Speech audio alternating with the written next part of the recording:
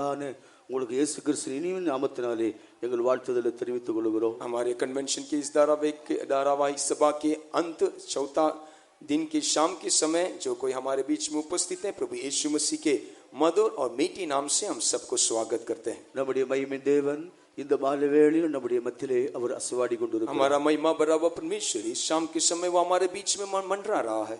அவர் நல்வார்த்தைகளால் நம்மோடு பேசும்படியாய் ஸ்தோத்திரம் பண்ணுவோம். उसके अच्छे वचनों से प्रभु हमसे बातें करना, इसलिए मिलकर धन्यवाद करेंगे.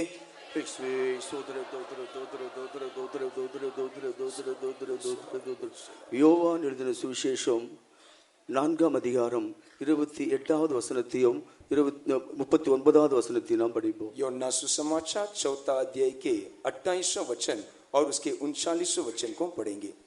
तब स्त्री अपना घड़ा छोड़कर नगर में चली गई और लोगों से कहने लगी, और उस नगर के बहुत सामरियों ने उस स्त्री के कहने से, जिसने यह गवाही दी थी कि उसने सब कुछ जो मैंने किया है मुझे बता दिया, विश्वास किया. அப்பொழுது அந்த ஸ்திரீ தன் குடத்தை வைத்துவிட்டு ஊருக்குள்ளே போய் ஜனங்களை நோக்கி, நான் செய்த எல்லாவற்றையும் எனக்கு சொன்னார் என்று சாட்சி சொன்ன அந்த ஸ்திரீயினுடைய வார்த்தையை நிமித்தம் அந்த ஊரில் உள்ள சமாரியரில் அநேகர் அவர் மேல் விசுவாசம் உள்ளவர்களானார்கள். தேவனுக்கு மகிமை உண்டாவதாக. परमेश्वर की महिमा हो. கர்த்தராகிய ஆண்டவர் இந்த மாம்சத்திலே அவர் ஊழியம் செய்த காலத்தில் ஒரு வித்தியாசமான ஸ்திரியை ஒரு நாள் அவர் அங்கே சந்தித்தார். हमारा परमेश्वर जब इस संसार में सेवा कर रहा था, तब उसने एक विशेष रूप के स्त्री के साथ उसका मुलाकात हुआ. ஒரு விதத்தில் இந்த சமாரிய ஸ்திரீ உலக வாழ்க்கையில் பல்வேறு விதத்தில் அவள் துன்பப்பட்ட ஒரு நிலவரத்திலே வாழ்ந்து கொண்டு வந்திருக்கிறார். एक तरफ से सामरी स्त्री को देखने के समय इस संसार में कई व्याकुल और कष्टों के बीच में वो उसका परिवार गुजरा हुआ रहा. தேவன் எப்பொழுதோ இந்த உலகத்தில் துன்பப்படுத்தப்பட்ட, கைவிடப்பட்ட, நெருக்கப்பட்ட, ஒடுக்கப்பட்டவர்களே முதலாவது அவர் ஆதரிக்கிறார். हमारा परमेश्वर जो है प्रथम तौर से संसार में जो व्याकुलता के साथ, कष्ट के साथ, तकलीफों के बीच में जाते हैं, उनको ही प्रभु पहले आश्रय देता है. இவருடைய கிரியை காணும்போது ஒரு வசதியுள்ள ஸ்திரியாக இருந்ததாக நாம் அறிகிறது இல்லை. आप इस स्त्री को हम देखने के समय ये कोई अच्छे अनुभव के साथ रहा हुआ धनवान स्त्री कर हम नहीं देख पाएंगे. ஒரு வசதியுள்ள ஸ்திரியாக இருந்திருந்தால் தன் வீட்டுக்கு தண்ணீர் எடுக்க அவள் வர வேண்டிய அவசியமில்லை, அவளுக்கு வேலைக்காரர்கள் இருந்திருப்பார்கள். यदि वो धनी होती, सुख विलास के साथ रही होती, तो उसको कुआं में जल भरने के लिए इतना दूर आने का आवश्यकता नहीं है. அவள் வாழ்க்கையிலே பல்வேறு விதங்களிலே கஷ்டத்தோடு தான் வாழ்ந்து கொண்டு நெருக்கப்பட்டு வருகிறார். उसके परिवार में कई अनुभव में कष्टों के साथ, तकलीफों के साथ वो गुजर के आ रही थी. மனிதன் அவன் சம்பூர்ணமான ஆசீர்வாதங்களோடு ஜீவிக்க வரைக்கும் தெய்வத்தை நாடுவதில்லை. जब तक मनुष्य परिपूर्ण आशीषों को वो प्राप्त करता है, तब तक वो प्रभु को ढूंढने के लिए आगे नहीं निकलता. ஏனென்றால் அவர்கள் ஆஸ்தியை, ஐஸ்வர்யத்தை பராமரிப்பதற்கு அவர்களுக்கு நேரம் போதுமான அளவில் இல்லாமல் போய்விடுகிறது. क्योंकि उनका धन और संपत्ति को देखरेख करने के लिए ही उनका समय उनके लिए कमी होकर पाया जाएगा. தங்களிடத்தில் இருக்கிறவைகளை பாதுகாக்கவே அவளுக்கு நேரம் இல்லாமல் தவிக்கிறார்கள். जो संपत्ति उनके पास है, उनको रक्षा करने के लिए, उनको संभालने के लिए उनको समय नहीं, उसके लिए वो तरस रहे हैं. இவள் ஒரு கஷ்டமுள்ள ஒரு சூழ்நிலை இருந்த ஸ்திரீயாக இருந்தாலும் இவளுக்குள் ஒரு நல்ல அறிவு இருந்தது. தொழுகை என்கிற ஒரு அறிவை அவள் மனதிலே வைத்திருந்தார். ये कष्ट में रहने वाले गुजरा हुआ एक स्त्री रहने के बावजूद भी इसके मन के भीतर प्रभु को दंडवत करना या आराधना करने वाले गुण उसके भीतर पाया गया. ஆண்டவர் இவளோடு பேசும் பொழுது கடைசியாக அவள் ஒரு ஒரு ஒரு கேள்விக்குள் வருகிறாள். அவள் தொழுகையிலே அவள் வந்திருக்கிறாள். जब प्रभु यीशु मसीह से वार्तालाप किया, तब उसने एक निष्कर्ष में पहुंची. वो प्रभु को देखकर आराधना करके कहने वाले एक अनुभव में वे आ पहुंची. நம்முடைய கஷ்டங்களும் துன்பங்களும் பல நெருக்கங்களுமே தெய்வத்தை தேட அவரை தொழுது கொள்ள அது நமக்கு ஒரு உதவியாகவே மாறுகிறது. हमारे जीवन में आने वाले कष्ट, तकलीफ, उपद्रव, ये सारे बातें जो है हम परमेश्वर को ढूंढने के लिए, उसको आराधना करने के लिए एक जरिया होकर वो बदल जाता है. சகலமும் பூர்ணமாக இருக்கும்போது தெய்வத்தை நினைக்க மனிதனுக்கு சமயம் இல்லை. जब सब कुछ समृद्धि के साथ हमारे जीवन रहने के समय मनुष्य परमेश्वर को नहीं ढूंढता. தெய்வத்தை நினைக்கத்தக்கதாக, ஆராதிக்கத்தக்கதாக ஓர் அளவுக்கு உலகத்தில் நமக்கு இருக்கக்கூடிய அளவுக்கு கொடுத்ததற்காக நாம் பாக்கியவான்கள் என்று எண்ணிக்கொள்ள வேண்டும். परमेश्वर को ढूंढने के लिए, उसको आराधना करने के लिए हमारे जीवन में जो कुछ अवस्था में प्रभु ने जो कुछ हमारे लिए दिया, उसके लिए शुक्रगुजारी हृदय के साथ काफी है करके एक निष्कर्ष में हम आना चाहिए. இவள் ஆராதனை பற்றி ஒரு அறிவுள்ளவள் ஆகையால் அவள் கேட்கிறாள், ஆண்டவரே, எங்கள் பிதாக்கள் இந்த மலையிலே தொழுது கொள்கிறார்கள், நீங்களோ எருசலேமிலே தொழுது கொள்ள வேண்டும் என்று சொல்லுகிறீர்கள். ये स्त्री जो है आराधना के बारे में एक अच्छा समझ उसके भीतर रहने के कारण वो यीशु मसीह के पास ऐसे पूछ रही है, मेरे पिता जो है इस पहाड़ में आराधना करते हैं, लेकिन आप तो यरूशलेम के बारे में कहते हैं. இந்த தொழுகைங்கிற விஷயத்தில் தான் இவர்கள் சம்பந்தம் கலவாதலாக இருந்து வருகிறார்கள். ये आराधना के विषय में ही इनका जो तालमेल जो है वो मिलता नहीं है. இந்த தொழுகைங்கிறதான விஷயத்தில் யூதர்கள் உறுதியாக தேவன் தங்களுக்கு தந்த பிரமாணத்திலே தொழுது கொண்டு வருகிறார். आराधना करके कहने वाले उस विषय में यहूदी लोग परमेश्वर जो नियम उनको दिया था, अनुशासन दिया था, उसको वो पालन करते थे. அதை நாம் 4ஆம் அதிகாரத்துடைய 20ஆம் வசனத்திலிருந்து தொடர்ந்து வாசிக்கும் பொழுது आप उसके बारे में யோனா सुसमाचार 4 अध्याय के 20वें वचन के आगे के भाग में पढ़ने के समय ஆண்டவர் சொல்கிறார், ஸ்திரியே, நான் சொல்வது உண்மை, இந்த மலையிலும் எருசலேமிலும் மாத்திரமில்லை, பிதாவை எங்கும் தொழுது கொள்ளும் காலம் வரும், அது இப்பொழுதே வந்திருக்கிறது. यहाँ यीशु मसीह उसको देखकर कहता है, हे नारी, मेरी बात को विश्वास कर, और ऐसे समय आता है कि इस पहाड़ पर आराधना करोगी और न यरूशलेम में. யூதர்கள் தொழுது கொள்ளும்படியான ஒரு இடத்தை தேவன் தான் எருசலேமிலே குறித்து வைத்தார். यहूदियों को आराधना करने के लिए यरूशलेम में परमेश्वर ने पहले से उनके लिए एक जगह ठहराया. இந்த பிதாவை எங்கும் எல்லா இடத்திலும் தொழுது கொள்ளும்படியாக குமாரன் பூமிக்கு அனுப்பப்பட்டார். इस पिता को हर एक व्यक्ति जहां भी और कोई भी जगह में उसको आराधना करने के लिए परमेश्वर का पुत्र इस संसार में प्रकट हुआ. குமாரன் மரித்து உயிரோடு எழுந்து பரிசுத்தாவியை பூமிக்கு அனுப்பி தந்ததனால் பரிசுத்தாவின் அபிஷேகம் மனிதனுக்குள் வரும்போது அவன் தேவனுடைய ஆலயமாய் மாற்றப்படுகிறான். जब उसका पुत्र इस संसार में आया और वो मारा गया और वो जी उठा और पवित्र आत्मा के अभिषेक को कलीसिया में या प्रभु के लोगों के भीतर उंडेलने के बाद वो स्वयं परमेश्वर का मंदिर होकर वो बदल जाता है. யூதர்கள் எழுத்தின்படி கட்டப்பட்ட ஆலயத்திலே தொழுது கொண்டு வந்தார்கள். यहूदियों को देखने के समय अक्षरी तौर से उस मंदिर में वे आराधना कर रहे थे. பரிசுத்தாவியானவர் மனிதனுக்குள் வருகிறபடினால் பரிசுத்தாவின் அபிஷேகம் பெற்ற ஒவ்வொருவரும் தேவனுடைய ஆலயமாக எண்ணப்படுகிறார். पवित्र आत्मा के अभिषेक एक मनुष्य के भीतर जब प्रवेश करता है वो परमेश्वर का मंदिर होकर वो बदल जाता है. கையினால் கட்டப்பட்ட ஆலயங்களிலே தேவன் வாசம் பண்ணுகிறதில்லை. हाथों के द्वारा बनाया गया वो उस मंदिरों में प्रभु वास नहीं करता. நம்மை நம்முடைய ஆத்துமாவை தேவன் பரிசுத்த ஸ்தலமாக அவர் ஏற்றுக்கொண்டார். हमें और हमारे प्राण को प्रभु पवित्र स्थान होकर उसने ग्रहण किया. பிதாவானவர் ஆவியாக இருக்கிறார். हमारा पिता आत्मा है. அவரை தொழுது கொள்ளுவர்களும் ஆவியோடு உண்மையோடு தொழுது கொள்ள வேண்டும் என்று இயேசு தொடர்ந்து அவளோடு பேசிக் கொண்டு வருகிறார். यीशु मसीह आगे इस स्त्री से बात करने के समय उस पिता को आराधना करने वाले हम जो है आत्मा और सच्चाई के साथ उसको आराधना करना है करके प्रभु कहता है. பாவ சாபத்தில் இருக்கிற மனிதனை ரட்சித்து அவனை பரிசுத்தவானாகவும் நீதிமானாகவும் மாற்றி சபைக்குள்ள தேவன் கொண்டு வருகிற நோக்கம் இந்த மனிதன் அவரை தொழுது கொள்ள வேண்டும். पाप और शाप में रहने वाले इस मनुष्य को धार्मिकता और पवित्रता का भागी होकर बनाकर कलीसिया के भीतर लेकर आने का मकसद यही एक मकसद है. படைத்தது எல்லாவற்றையும் மனிதனுக்காகவே தேவன் உண்டாக்கி கொடுத்தார். सब सृष्टि को प्रभु ने मानव जाति के लिए बनाया.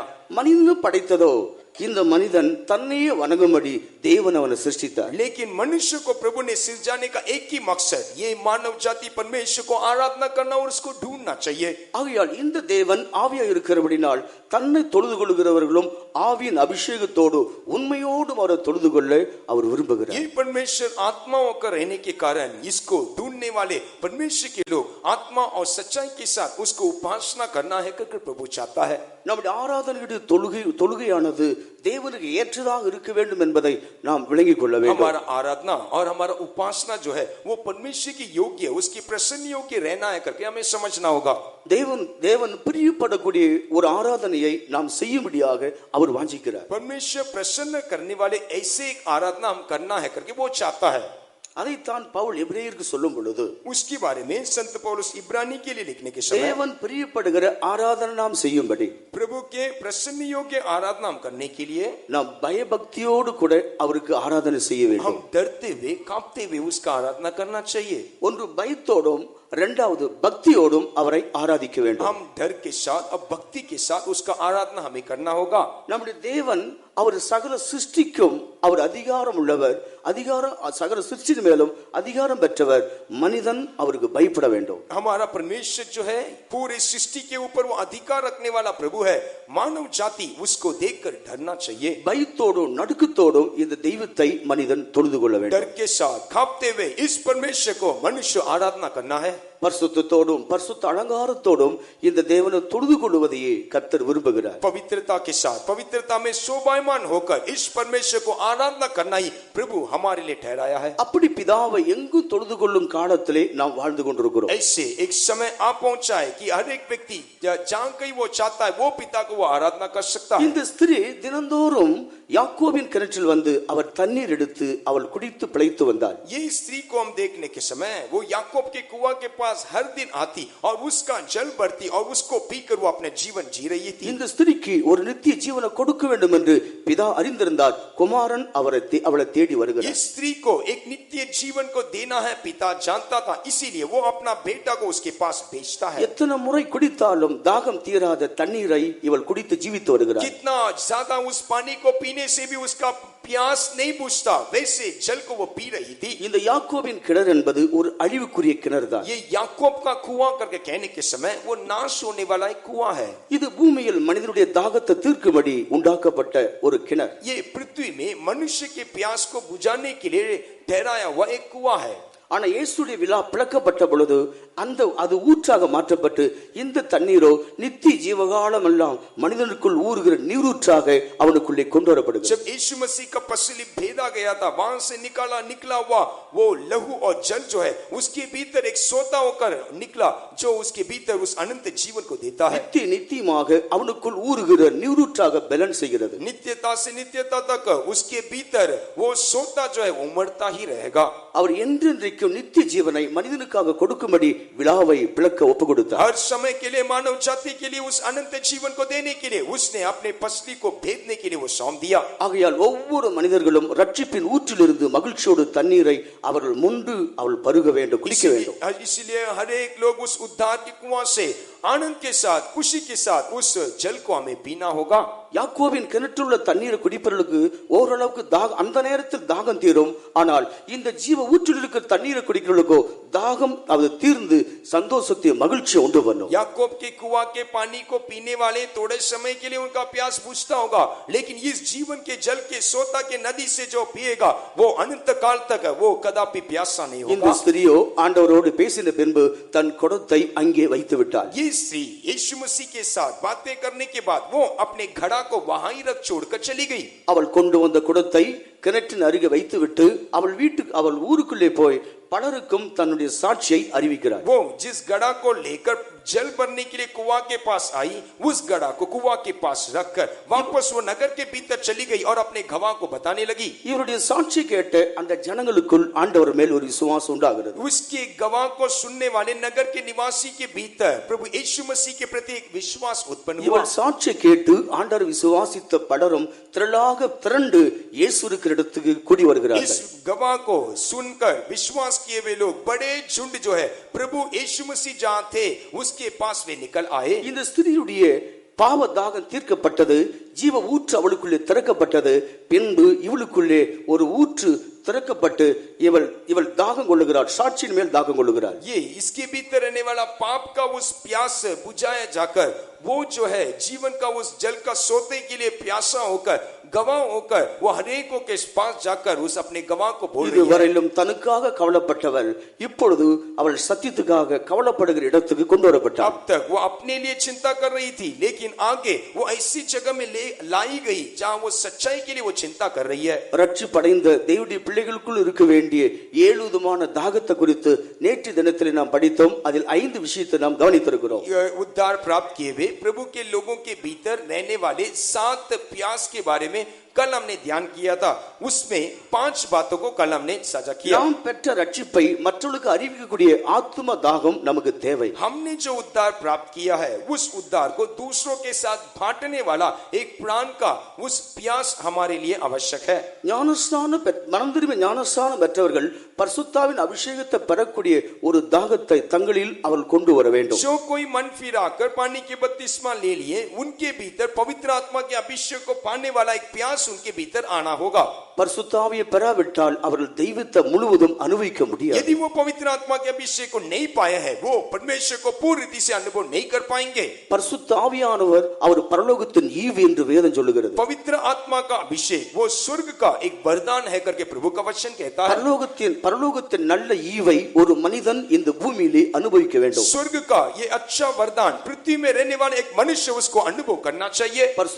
பரிசுத்தாவின் அபிஷேகம் பெறாமல் இருக்கிறவர்கள் உங்கள் ஆத்மாவில் தாகம் கொண்டால் உங்கள் ஏக்கத்தை அறிந்த தேவன் உங்களை அபிஷேகம் பண்ணுவார். यदि पवित्र आत्मा के अभिषेक को यहाँ बैठे हुए कोई नहीं पाया है, तो यदि आपके भीतर एक प्यास है, तो आपके प्यास को देखने वाला परमेश्वर नियुक्त समय आपके प्यास को वो बुझाएगा। அடுத்து தெய்வத்தை அறிந்த மனிதன் அவர் நீதி உள்ளவராக இருக்கிறது போல இவனும் நீதியின் மேல் பசிதாகம் அடைய வேண்டும் என்று நாம் சிந்தித்தோம். अगला, जैसे परमेश्वर वो धर्म के लिए भूखा और प्यासा है, उसके लिए रहने वाला वो व्यक्ति भी धर्म के लिए भूखा और प्यासा होकर रहना चाहिए। இந்த உலகம் ஒரு அநீதி நிறைந்த ஒரு உலகம். ये संसार अन्याय से भरा हुआ संसार है। அநீதியானது சமுத்திரம் போல் பெருகி வருகிறது. अन्याय समुद्र के जल के समान वो बढ़ रहा है। நாளுக்கு நாள் அநியாயங்கள் பூமியில் பெருக்கெடுத்து வருகிறது. दिन प्रतिदिन अन्याय और अधर्म ये संसार में वो बढ़ता जा रहा है। அநியாயம் நிறைந்த உலகத்தில் நீதி உள்ள ஒரு சந்ததி உலகத்தில் வாழ்ந்து கொண்டிருக்கிறது. अन्याय इस बढ़ा हुआ इस संसार में, पृथ्वी में धर्म के लिए खड़े रहने वाला एक वंश आज भी इस पृथ्वी में पाया जाता है। சத்தியத்தை அறிந்து ஞானஸ்நானம் பெற்றவர்கள் நீதிமானுடைய சந்ததி என்று நாம் அழைக்கப்படுகிறோம். जो कोई सच्चाई को जानकर बपतिस्मा को पाए हैं, वो धर्म का वंश है कर हम देख सकते हैं।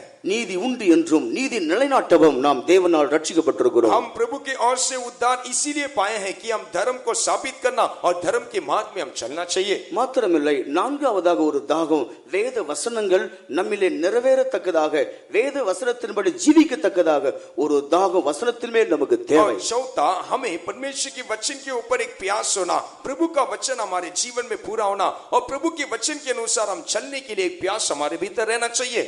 கர்த்தருடைய வசனத்தின்படி ஜீவிப்பதே நம்முடைய பாக்கியம். परमेश्वर के वचन के अनुसार जीवन बिताना वो हमारा धन्यता है। ஐந்தாவதாக நாம் ஒவ்வொரு நாளும் அதிகாலையில் தெய்வத்தை தேடி அவருடைய பலனையும் மகிமையும் காண வேண்டுங்கிற ஒரு தாகம், ஒரு ஏக்கம், ஒரு தவிப்பு நம்முடைய ஆத்மாவில் இருக்கும்படி தேவன் எதிர்பார்க்கிறார். पांचवा, हर प्रति भोर के समय हम प्रभु को ढूंढना, परमेश्वर को धन्यवाद देना और उसकी सामर्थ और उसकी महिमा को अनुभव करने वाला एक प्यास हमारे भीतर प्रभु देखना चाहता है। வேதம் சொல்லுகிறது சகல சிருஷ்டிகளும் தெய்வத்தை துதிக்கிறது. परमेश्वर का वचन ऐसा कहता है, सारे सृष्टि वो परमेश्वर को धन्यवाद करते हैं। சகல சிருஷ்டிகளும் தேவனை துதிக்கும் பொழுது மனிதன் துதியாமல் இருந்தால் அவன் எவ்வளவு நிர்பந்தம் உள்ள ஒரு மனிதனாக இருக்கிறான் என்பதை நாம் அறிந்து கொள்கிறோம். यदि पूरा सृष्टि प्रभु को धन्यवाद करता है, प्रभु की ओर से बनाया हुआ ये मनुष्य यदि प्रभु को स्तुति और धन्यवाद नहीं करने पर उस मनुष्य का अभागा हालत को आप देखिए। ஆறாவதாக மனிதனுக்கு இருக்க வேண்டிய ஒரு தாகம், ஜெய ஜீவி செய்ய வேண்டுங்கிற ஒரு தாகம் அவனிலே எழும்ப வேண்டும். छठवा, एक मनुष्य के भीतर रहने वाला प्यास, जय जीवन बिताने वाला एक प्यास उसके भीतर रहना चाहिए। அதைத்தான் வெளிப்படுத்தின விசேஷம் 21 அதிகாரம் 6 7 வசனங்களிலே வாசிக்கிறோம். उसके बारे में ही प्रकाशित वाक्य 21वां अध्याय के 6वां और 7वां वचन में हम पढ़ सकते हैं। நான் அல்பாவும் ஒமேகாவுமாக இருக்கிறேன். मैं अल्फा और ओमेगा हूँ। நான் ஆதியும் அந்தமான தேவனாக இருக்கிறேன். मैं आदि और अंत परमेश्वर हूँ। ஒருவன் தாகமா இருந்தால் அவனுக்கு ஜீவ ஊற்றிலே தண்ணீரை இலவசமாய் நான் கொடுப்பேன். यदि कोई प्यासा है तो मैं उसके लिए जीवन के जल के स्रोतों में से सेत में पिलाऊंगा। அவனுக்கு தாகம் இருந்தால், தாகம் எடுத்தால் நான் கொடுக்கிற தண்ணீர் ஜீவ ஊற்றிலிருந்து கொடுக்கிற தண்ணீர். यदि वो प्यासा है तो मैं जो जल उसके लिए देता हूँ वो जीवन के स्रोतों में से मैं उसको पिलाऊंगा। அதனுடைய தாகம் என்ன என்பதை 7வது வசனத்தை நாம் தெளிவாக அறிந்து கொள்கிறோம். ये प्यास क्या है कर आप 7वां वचन में स्पष्ट रीति से आप समझ सकते हैं। நான் ஜெயங்கொண்டது போல ஜெயங்கொள்ளுகிற எவனும் அவன் எல்லாவற்றையும் சுதந்திரித்துக் கொள்வான். जैसे मैं जय पाया, जय प्राप्त किया वो व्यक्ति सब कुछ वो अपने हाथ में कर लेगा. அந்த ஜெய் ஜீவியம் செய்ய வேண்டுங்கிற ஒரு தாகம் ஒரு மனிதனுக்கு இருந்தால் இயேசு தன்னிலிருந்து ஜீவனை கொடுத்து ஜெய் ஜீவி செய்ய வைப்பார். ऐसे जय जीवन बिताना है करके एक व्यक्ति के भीतर एक प्यास है तो प्रभु अपने भीतर से वो जीवन उसको देगा और वो जय जीवन बिताने के लिए प्रभु उसको सहायता करेगा. தேவனுடைய வல்லமை பெற்ற தேவ ஜனங்களுக்கு ஜெய் ஜீவி சாத்தியமாகும். परमेश्वर का सामर्थ को प्राप्त किए हुए प्रभु के लोगों के भीतर ये जय जीवन मुमकिन है. ஜெய் ஜீவி செய்ய வேண்டுமானால் தேவனுடைய வல்லமையும் அதிகாரத்தை பெற்ற தேவனுடைய பிள்ளைகளுக்கு அது ஏற்றதாக அமையும். जय जीवन बिताने वाले उस व्यक्ति के भीतर ही परमेश्वर के सामर्थ को प्राप्त किया हुआ उस व्यक्ति के भीतर ही जय जीवन मुमकिन है. கர்த்தராகிய இயேசு கிறிஸ்து அவர் சபைக்கு ஒரு மணவாளனாக இருக்கிறார். हमारा प्रभु यीशु मसीह कलीसिया के लिए वो दुल्हा होकर पाया जाता है. இப்பொழுது இந்த சபைக்கு அவர் ஒரு புருஷனாக இருக்கிறார். अभी इस कलीसिया के लिए हमारा प्रभु यीशु मसीह एक पति है. இது அபிஷேகம் பண்ணப்பட்டதான ஒரு சபை. अभी हमारा कलीसिया परमेश्वर के पवित्र आत्मा के अभिषेक को पाया हुआ कलीसिया है. ஆனால் மகிமை அடைந்த சபைக்கோ அவர் மணவாளனாக இருக்கிறார். लेकिन महिमा प्राप्त किया हुआ तेजो में कलीसिया के लिए वो दुल्हा होकर वो प्रकट होने वाला है. அபிஷேகம் பண்ணப்பட்ட இந்த சபையிலிருந்து ஒரு மகிமை அடைந்த புதிய எருசலேம் அது உண்டாக வேண்டும். अभिषेक प्राप्त किया हुआ इस कलीसिया से तेजो में महिमा प्राप्त किया हुआ एक नए यरूशलेम उत्पन्न होना चाहिए. அந்த மகிமை அடைய போகிற சபைக்கு அவர் ஒரு மணவாளனாக அவர் தன்னை ஆயத்தப்படுத்திக் கொண்டிருக்கிறார். वो महिमा को प्राप्त करने वाले उस कलीसिया के लिए प्रभु यीशु मसीह दुल्हा होकर अपने आप को वो तैयार कर रहा है. மணவாட்டியை ஆயத்தப்படுத்திக் கொண்டு சியோன் எருசலேமையும் அவர் ஆயத்தப்படுத்திக் கொண்டிருக்கிறார். उस दुल्हन को तैयार करते हुए सियोन और नई यरूशलेम को प्रभु यीशु मसीह वो तैयार कर रहा है. ஆகையால் தேவனுடைய சித்தத்தை அறிந்து நாம் ஜெய் ஜீவி செய்யும்படி ஒரு தாகம் நம்முடைய இருதயத்தில் உண்டாகும்படி அவர் வாஞ்சிக்கிறார். परमेश्वर के उस मर्जी को जानकर हमारे भीतर जय जीवन बिताने वाला वो प्यास हमारे भीतर रहना है करके प्रभु चाहता है. இந்த இயேசு உலகத்திலே அவர் மனுஷனாக வந்து இந்த மாம்ச சரீரத்திலே எல்லாவற்றின் மேலும் ஜெயம் எடுத்தவராக ஒரு முன்மாதிரியாக நமக்கு அவர் சென்றிருக்கிறார். यही प्रभु यीशु मसीह उस शरीर के तौर से संसार में आने के समय वो अपने शरीर में एक जय जीवन बिताकर हमारे लिए एक आदर्श मार्ग वो ठहरा कर गया. அப்படி ஜெயம் கொண்ட ஒரு ஆண் பிள்ளையை தான் அவர் சிங்காசனத்துக்கு தகுதிப்படுத்த முடியும். ऐसे जय प्राप्त किया हुआ एक नर बच्चा कोई सिंहासन का योग्य होकर प्रभु बनाएगा. இந்த ஜெயம் கொண்ட ஆண் பிள்ளையை விழுங்கும்படி வலு சர்ப்பம் ஆவலோடு காத்து கொண்டிருக்கிறது. ये जय प्राप्त करने वाले नर बच्चा को निगलने के लिए एक लाल अजगर इंतजार कर रहा है. அதை வெளிப்படுத்தல் 12ஆம் அதிகாரத்தில் தெளிவாக அறிந்து கொள்கிறோம். उसके बारे में प्रकाशित वाक्य 12वां अध्याय में आप स्पष्ट रीति से देख सकते हैं. அங்கே யோவான் ஒரு வித்தியாசமான தரிசனத்தை காண்கிறார். यहाँ யோहन्ना जो है वो एक विशेष दर्शन को देखता है. ஒரு ஸ்திரீ சூரியனை அணிந்திருக்கிறாள். एक स्त्री वो सूरज को ओढ़ी हुई है. அவள் சந்திரனிலே நின்று கொண்டிருக்கிறாள். वो चंद्रमा के ऊपर खड़ी है. அவள் சிரசிலே ஒரு கிரீடம் உண்டு, 12 நட்சத்திரங்கள் அடங்கிய கிரீடம். उसके सिर पर 12 तारों का एक मुकुट था. அந்த ஸ்திரியோ பிள்ளை பெறும்படி அவள் வருத்தப்பட்டு அலறிக் கொண்டிருக்கிறாள். वो गर्भवती थी और चिल्लाते हुई प्रसव की पीड़ा में थी. அந்த சந்தர்ப்பத்தில் அவளுக்கு முன்பாக ஒரு வலு சர்ப்பம் நின்று கொண்டிருக்கிறது. उस समय में उसके सामने एक बड़ा लाल अजगर वो आया. அந்த ஸ்திரீ சபைக்கு அடையாளமாக இருக்கிறது. ये स्त्री जो है वो कलीसिया का छाया है. சபையானது கிருபையிலே நின்று கொண்டிருக்கிறது. कलीसिया अनुग्रह के ऊपर खड़ा है. சூரியனாகிய நீதிய சபை அணிந்திருக்கிறது. सूरज जो धार्मिकता है उसको ओढ़ी हुई है. 12 நட்சத்திரம் அடங்கிய கிரீடம் என்பது 12 அப்போஸ்தலருக்கு தேவன் தந்த சத்திய உபதேசங்கள் மனதிலே பிரகாசிக்கப்பட்டு கொண்டிருக்கிறது. 12 तारों का मुकुट जो है वो 12 प्रेरितों को दिखाता, जिसके हाथ में प्रभु ने उपदेशों को सच्चाई को दिया, जिसके द्वारा वो प्रकाशमान हो रही है. இப்படி ஒரு ஜெயங்கொண்ட ஜீவி செய்கிற தேவனுடைய பிள்ளைகளை வஞ்சிக்கவும் விழத்தள்ளவும் வலு சர்ப்பமானது தீவிரத்தோடு கிரியை செய்கிறது. ऐसे जय जीवन बिताने वाले प्रभु के लोगों को वो निगलने के लिए, उनको गिराने के लिए लाल अजगर बहुत ही चतुराई के साथ वो काम कर रहा है. நாம் ஜெயங்கொள்ள வேண்டிய பகுதிகள் என்ன? हमारे जीवन में किन किन बातों में हम जय को हासिल करना चाहिए? சாதாரணமாக நம்முடைய சத்தியத்தை அறிந்ததான தேவனுடைய பிள்ளைகள் யாரை கேட்டாலும் தெரியும், ஜெய் ஜீவ் என்றால் உலக மாம்ச பிசாசை ஜெயிக்க வேண்டும் என்று அவர் எளிய விதத்தில் சொல்லிவிடுவார். साधारण तौर से यदि हम किसी को भी हमारे सच्चाई को जानने हुए लोगों को पूछने से वो बोलेंगे संसार, शरीर और शैतान के ऊपर जय पाना है करके वो सामान्य तौर से कहते हैं. உலக மாம்ச பிசாசை நாம் ஜெயிக்க வேண்டும் என்று எல்லோருக்கும் தெரிந்த ஒரு हम விஷயம். सब लोग जानते हैं संसार, शरीर और शैतान के ऊपर हम जय प्राप्त करना चाहिए. நாம் ஜெயிக்க வேண்டியது உலகத்தை முதலாவது ஜெயிக்க வேண்டும். प्रथम तौर से ये संसार को हम जय पाना चाहिए. நம்முடைய ஆண்டவராக இயேசு இந்த உலகத்தில் இருக்கையில் உலகத்தை அவர் ஜெயித்தார். हमारा प्रभु यीशु मसीह जब इस संसार में था वो ये संसार को जीत लिया. யோவான் 16ஆம் அதிகாரம் கடைசி வசனத்தில் வாசிக்கும்போது यूहन्ना सुसमाचार 16वां अध्याय के आखिरी वचन को पढ़ने से உலகத்தில் உங்களுக்கு உபத்திரம் உண்டு, திடன் கொள்ளுங்கள், நான் உலகத்தை ஜெயித்தேன். संसार में तुम्हारे लिए क्लेश है लेकिन ढाढ़स बांधो, मैंने ये संसार को जीत लिया. உலகத்தில் இருக்கிற உபத்திரவத்தை தேவனுடைய பிள்ளைகள் ஜெயிக்க வேண்டும். इस संसार में रहने वाले ये क्लेशों के ऊपर प्रभु के लोग जय पाना चाहिए. உலகத்தை ஜெயிக்கிற விஷயத்தை நாம் 3 பிரிவாக பிரிக்கிறோம். इस संसार के ऊपर जय प्राप्त करने वाले वो बातों को हम 3 बातों में उसको बांट सकते हैं. உலகத்தை ஜெயிக்க வேண்டுமானால் உலகத்தில் உள்ளவைகள் 3 விஷயங்கள் உண்டு. அதை நான் சுருக்கமாக சொல்லுகிறேன். 3 விஷயங்கள் உண்டு, நான் அதை ஜெயிக்க வேண்டும். मैं संक्षिप्त रीति से आपको कहता हूं, ये संसार के भीतर रहने वाले 3 बातें हैं जिसके ऊपर हम जय प्राप्त करना चाहिए. ஒன்று, உலகத்தில் உள்ள உபத்திரவங்கள், பரீட்சைகள், சோதனைகளிலே நாம் ஜெய எடுக்க வேண்டும். प्रथम तौर से इस संसार में रहने वाले क्लेशों और तकलीफों के ऊपर हमें जय प्राप्त करना होगा. இந்த உபத்திரவங்கள், பரீட்சைகள், பாடுகள் எல்லாம் இந்த பூமியில் தான் உண்டு, நித்தியத்தில் இல்லை. कष्ट, तकलीफ, परेशानी, ये सारे बातें जो है ये पृथ्वी में ही है, वो स्वर्ग में नहीं.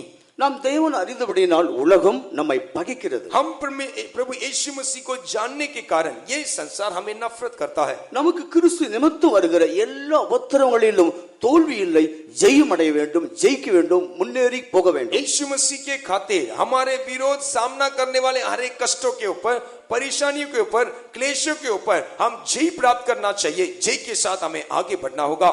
அதைத்தான் அப்போஸ்தலன் பயிற்சிக்கிறார். इसी बातों को ही प्रेरित जो है वो अभ्यास करवाता है. ரோமர் 8ஆம் அதிகாரம் 36ஆம் 37ஆம் வசனங்களை வாசிக்கும் பொழுது रोमियो की पत्रिका उसके 8वां अध्याय के 36 और 37 वचन को पढ़ने से கிறிஸ்துவின் அன்பை விட்டு பிரிப்பவன் யார்? मसीह के प्रेम से मुझे कौन अलग कर सकता है. அந்த இடத்துல 7 விஷயங்களை அங்கே அவர் குறிப்பிடுகிறார். उस जगह में 7 बातों को उल्लेख करता है. எனக்கு நேரம் இல்லாதபடினால் நான் சுருக்கமாக போகிறேன். சொல்ல வேண்டிய விஷயம் நிறைய உண்டு, சுருக்கமாக நான் போகிறேன். நீங்கள் வசனத்தில் படித்துக் கொள்ளுங்கள். मुझे बोलने के लिए बहुत बातें हैं लेकिन हमारे सामने समय कम है, इसलिए आप जाकर उन वचनों को अब वापस पढ़ते रहना.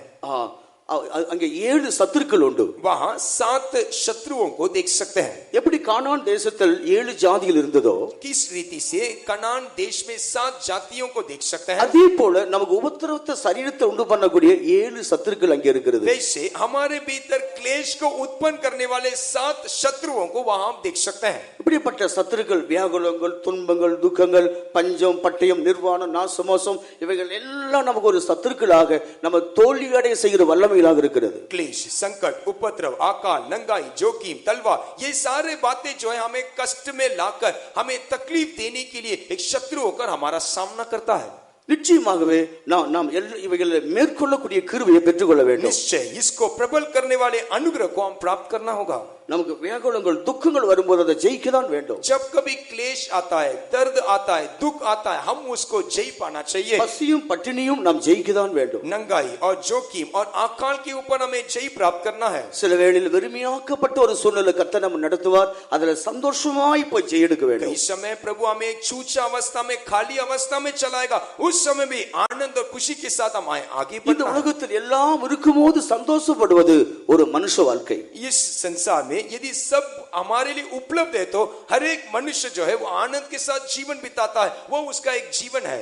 உலக ஜனங்கள் எல்லாம் இருக்கும்போது அவள் தங்களிலே சந்தோஷம் அடைகிறார்கள். संसार के लोग यदि उनके पास सारे वस्तु उपलब्ध है तो वो खुशी और आनंद के साथ वो आगे बढ़ते हैं. ஒன்றுமில்லாத பட்சத்தில் சந்தோஷம் அடைவது, நிம்மதியா இருப்பதுதான் தேவனுடைய பிள்ளைகளுக்கு அடையாளம். लेकिन हमारे जीवन में यदि कुछ भी नहीं, उस समय हम खुशी के साथ, आनंद के साथ रहना ही वो परमेश्वर के बच्चों का एक चिन्ह है. இவைகள் எல்லாவற்றிலும் நம்மில் அன்பு கூறுகிற தேவனாலே நாம் ஜெயம் எடுக்கிறவர்களாக இருக்கிறோம். इन सारे बातों के ऊपर हमारे ऊपर प्रेम करने वाले मसीह के द्वारा हम सबसे जीवंतों से बढ़कर இவைகள் हैं. எல்லாம் நமக்கு நேரிட்டாலும், ये सारे बातें हमारे जीवन घटने पर भी, இவைகள் எல்லாம் நமக்கு போராட்டமாக இருந்தாலும், ये सारे बातें हमारे लिए परीक्षाएं होकर रहने से நாம் भी, ஜெயம் எடுக்கும்படி நமக்கு உதவி செய்யக்கூடிய நம்மில் அன்பு கூறுகிற ஒரு தேவன் நம்முடைய பட்சத்தில் இருக்கிறார். ये सारे बातों के ऊपर जय पाने के लिए हमारे ऊपर प्रेम करने वाला हमारा प्रभु हमारे पक्ष में वो खड़ा है. இந்த தேவன் நம்முடைய பக்கத்திலும் நம்முடைய பட்சத்திலும் இராவிட்டால் சத்துருக்கள் நம்மை விழுங்கி விடுவார்கள். यदि ये परमेश्वर हमारा नसीब या हमारे पक्ष में नहीं है तो हमारा शत्रु हमें निगल देगा. 124 சங்கீதத்திலே சங்கீதக்காரன் சொல்லும் பொழுது 124 भजन में क्या भजन लिखने वाला कहता है, சத்துருக்கள் நமக்கு விரோதமாக எழும்பும் பொழுது, जब शत्रु हमारे विरोध में उठ खड़ा होगा, கர்த்தர் நம்முடைய பட்சத்திலும் பக்கத்திலும் இராவிட்டால் यदि அவர்கள் நம்ம உயிரோடு விழுங்கியிருப்பார்கள். यदि प्रभु हमारे पक्ष में और हमारे पास नहीं रहने पर वो हमें निकल जाते. நம்முடைய தேவன் எப்பொழுதும் நம்முடைய பட்சத்தில் உண்டு, நம்முடைய பக்கத்தில் உண்டு. हमारा परमेश्वर हर समय वो हमारे साथ है और हमारे पास है. ஒரு பிள்ளை என்னதான் தவறு செய்தாலும் அந்த தாய் தகப்பன் பாருங்க, அந்த தன்னுடைய பிள்ளைகளுக்கு தான் பட்சமாக பேசுவார். एक माँ बाप को देखिएगा, लाख उनके बच्चे गलती करने से भी वो अपने बच्चों का ही पक्ष लेंगे. தங்களுடைய பிள்ளையுடைய பக்கத்துல ஒரு விதமான குற்றம் இருந்தாலும் கூட அதெல்லாம் தங்கள் மேல் ஏற்றுக்கொண்டு இந்த பிள்ளைகளுக்கு பட்சமாக தான் சப்போர்ட் பண்ணுவார். वो बच्चों के ऊपर गलती रहने से भी उस बच्चों को अपने उस गलतियों को अपने ऊपर ले लेंगे और वो अपने बच्चों के पक्ष में ही वो बात करते हैं. சில வேளையில தப்பு இருக்கும், மற்றவர்கள் அடித்து விடுவார்கள். कई बार उनके भीतर गलती हो सकता है और सामने वाला कोई भी उनको मार सकता. ஆனா கொஞ்சம் தாய் தகப்பன்மார் உண்டு, நீ தப்பு செய்தல உன்னை அடித்தார் என்று சொல்லுவார்கள். कुछ माँ बाप है वे लोग ऐसे कहेंगे, ठीक है तुमने गलती किया इसलिए सामने वालों ने तुझे पिटाई किया. அதிகபட்சத்தில் தாய் தகப்பன்மார் என் பிள்ளை பக்கத்தில் தவறு இருந்தது என்னிடத்தில் நீ ஏன் சொல்லவில்லை என்று தான் கேட்பார்கள். लेकिन अधिकांश माता पिता ऐसे बोलेंगे, हाँ मेरे बच्चों के ऊपर गलती है लेकिन उसको मेरे पास क्यों नहीं बोला. பிள்ளையுடைய பட்சத்தில் தவறு இருந்தாலும் அவருடைய பகுதியில் தவறு இருந்தாலும் அவர்கள் பட்சமாக தான் பேசுவார். वो माँ बाप बच्चों के ऊपर गलती को देखने से भी माँ बाप बच्चों के पक्ष में ही वे बात करते हैं. நம்முடைய அக்கிரமத்தை அவர் எண்ணுவாரானால் யார் அவருக்கு முன்பாக நிற்க यदि முடியும்? हमारे अधर्मों को यदि प्रभु लेखा लेने से पूछने से कौन उसके सामने खड़ा हो நம்மில் पाएगा. பல குறைகள் இருந்தாலும், हमारे जीवन में कई कमी घटी रहने से, நம்முடைய வாழ்க்கையில பல குற்றங்கள் இருந்தாலும், हमारे जीवन में कई कमजोरियां रहने से, நம்முடைய சத்துருக்கள் நம்மை பின்தொடர்ந்து வரும்போது हमारा शत्रु जब हमारा पीछा करता है, தேவன் நம்முடைய பட்சத்தில் தான் நமக்கு உதவி செய்கிறார். वो हमारे पक्ष में खड़ा रहकर वो हमारा सहायता करता है. ஆண்டவருக்கு மகிமை உண்டாகட்டும். प्रभु की महिमा. உலகத்துல உண்டாயிருக்கிறது ஒரு எதிர்ப்பு, உலகத்தில் உபத்திரவங்கள், துன்பங்கள், சோதனைகள். इस संसार में हमें सामना करने वाला एक गुण है, वही क्लेश, कष्ट, उपद्रव. இதிலே நாம் திடன் கொள்ள வேண்டும் என்று கர்த்தர் போதித்திருக்கிறார். इस बातों में हम दृढ़ता के साथ रहना है करके प्रभु ने हमें सिखाया. உலகத்தில் இருக்கிற மற்ற விஷயங்கள் என்ன? संसार में रहने वाले और कई बातों में யோவான் 2 அதிகாரம் 16 வசனத்தில் வாசிக்கும் போது, யோனா सुसमाचार उसके 2 अध्याय के 16 वचन में हम पढ़ने के समय, கண்களின் இச்சை, மாம்ச இச்சை, ஜீவனத்தின் பெருமையாகிய இவைகள் தேவனால் உண்டானவைகள் அல்ல, இவைகள் உலகத்தில் உண்டானவைகள். पहला यूहन्ना 2 अध्याय के 16 वचन में, आंखों का अभिलाषा, जीविका का घमंड, शरीर का अभिलाषा वो प्रभु की ओर से नहीं वो मनुष्य की ओर से है करके हम पढ़ सकते हैं. இவைகள் உலகத்தில் உண்டானவைகள், இவைகளை நாம் ஜெயிக்க வேண்டும். ये संसार की ओर से है, इसके ऊपर हमें जय पाना होगा. கண்களின் இச்சை உலகத்தில் இருக்கிறதான பாருங்கள், பொருட்கள் இன்பமாய் கண்களுக்கு காட்சியளிக்கிறது. इस संसार में रहने वाले वस्तुओं को देखो, हम देखने के समय हमारे आंखों के लिए वो बहुत ही सांस देता, लालसा से भरा हुआ, छाने योग्य वो रहता है. பூமியின் கடைசி காலத்தில் எந்த மனிதனையும் கவர்ச்சி ஆக்கக்கூடிய பொருட்கள் வெளியாகிக் கொண்டே இருக்கிறது.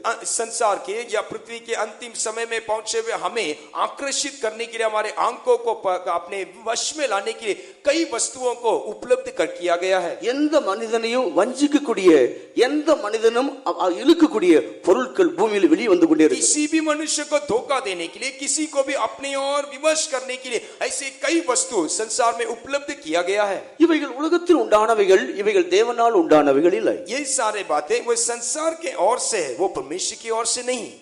லோத் நன்றாக தான் ஆபிரகாமை பின்பற்றி கொண்டிருந்தார். लोत को देखने के समय वो अच्छी रीति से इब्राहिम का पीछा कर रहा है. நன்றாக ஆபிரகாமை பின்பற்றி அவனோடு நடந்து கொண்டிருந்தார். वो अच्छी रीति से इब्राहिम का पीछा करता है. இந்த லோத்துக்கு ஆபிரகாம் பெரிய அப்பாவாக இருக்கிறார். लेकिन इस लोत के लिए ये इब्राहिम जो है वो बड़ा पप्पा होकर, उसका पिता का भाई होकर पाया जाता है. தேராகுக்கு 3 பிள்ளைகள் இருந்தார்கள். तेरा के लिए 3 बेटा है.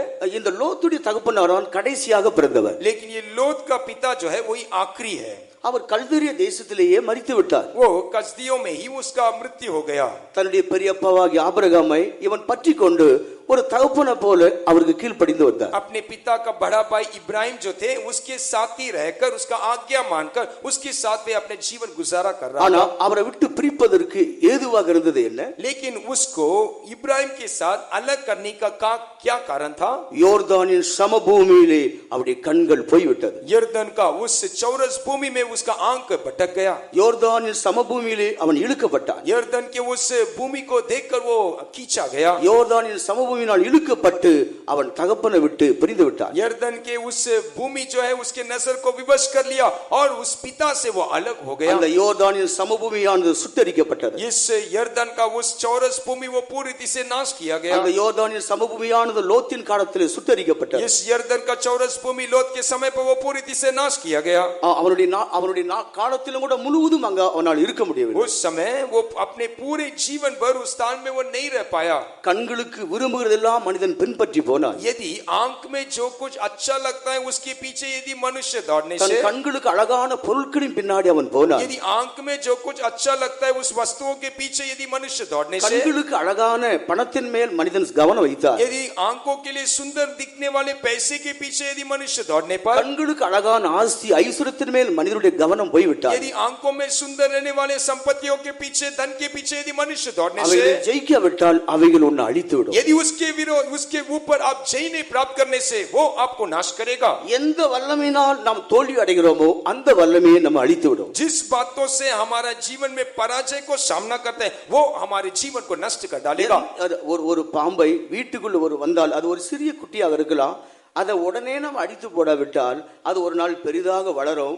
வளர்ந்து பின்பு சூழல் வரும்போது அது நம்மையே தீண்டிவிடும். आप ऐसे ले लीजिए, आपके घर में एक छोटा सांप भीतर प्रवेश कर दिया, यदि उसके छोटे कद में यदि उसको ढूंढकर हम नहीं मारने पर वो एक समय बड़ा होगा और परिस्थिति को देखकर वो हमें निगल लेगा और ஒரு खा लेगा। சின்ன இச்சைதானே என்று நாம் விட்டுவிட்டால் இது ஒரு நாள் வளரும், நம்முடைய ஆத்துமாவை அழிக்கும். एक छोटा लालसा है क्या होता करके हमारे जीवन में यदि हम उसको रखने पर वो बढ़ता जाएगा और हमारे आत्मिक जीवन को वो नाश कर देगा। ஒரு சின்ன இச்சை நம்ம உருவாகும் போது கண்டுபிடித்து அது உலக இச்சை என்று அழிக்காவிட்டால் இது பெரிதாக வளர்ந்து நம்முடைய ஆத்துமாவை அழித்து விடும். एक छोटा लालसा जब हमारे भीतर उत्पन्न होता है, ये संसारिक लालसा है करके परख कर ढूंढ निकाल कर उसको नाश नहीं करने पर वो बढ़ेगा और हमारे आत्मिक जीवन का नाश का कारण होकर बदल जाएगा। உலகத்தில் இருக்கிற மேன்மையையும் உலகத்தில் இருக்கிறதான பொருட்களுடைய மேன்மையையும் மகிமையையும் நாம் ஜெயிக்க வேண்டியதாக இருக்கிறோம். संसार का महानता, संसार में रहने वाले वस्तुओं का महानता सबको हम जय पाना चाहिए। கர்த்தராகிய இயேசு சொன்னார்,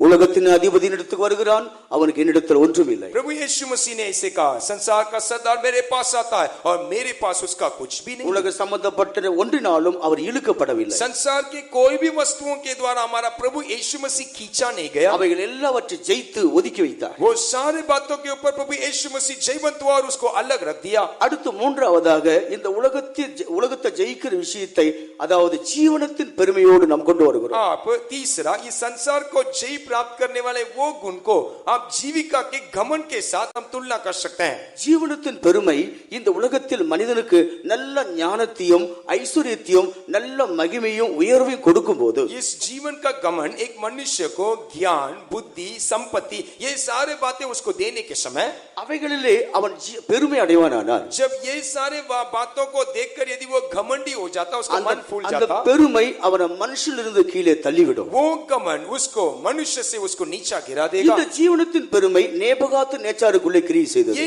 जीविका का घमंड जो है नेबुकदनेस्सर राजा के भीतर वो काम किया। என் பெயர் பிரஸ்தாபத்துக்காக கட்டின மகா பாபிலோன் என்று அவன் சொல்லிவிட்டான். मेरे नाम के प्रसिद्धि के लिए मैंने बनाया हुआ महा बाबुल करके वो कहता है। இந்த வார்த்தை அவருடைய வாயை விட்டு புறப்பட்ட உடனே அவன் மனசிலிருந்து தள்ளப்பட்டான். जब ये वचन उसके मुंह से निकली तब तुरंत वो मनुष्य मानव जाति के बीच में से वो निकला गया।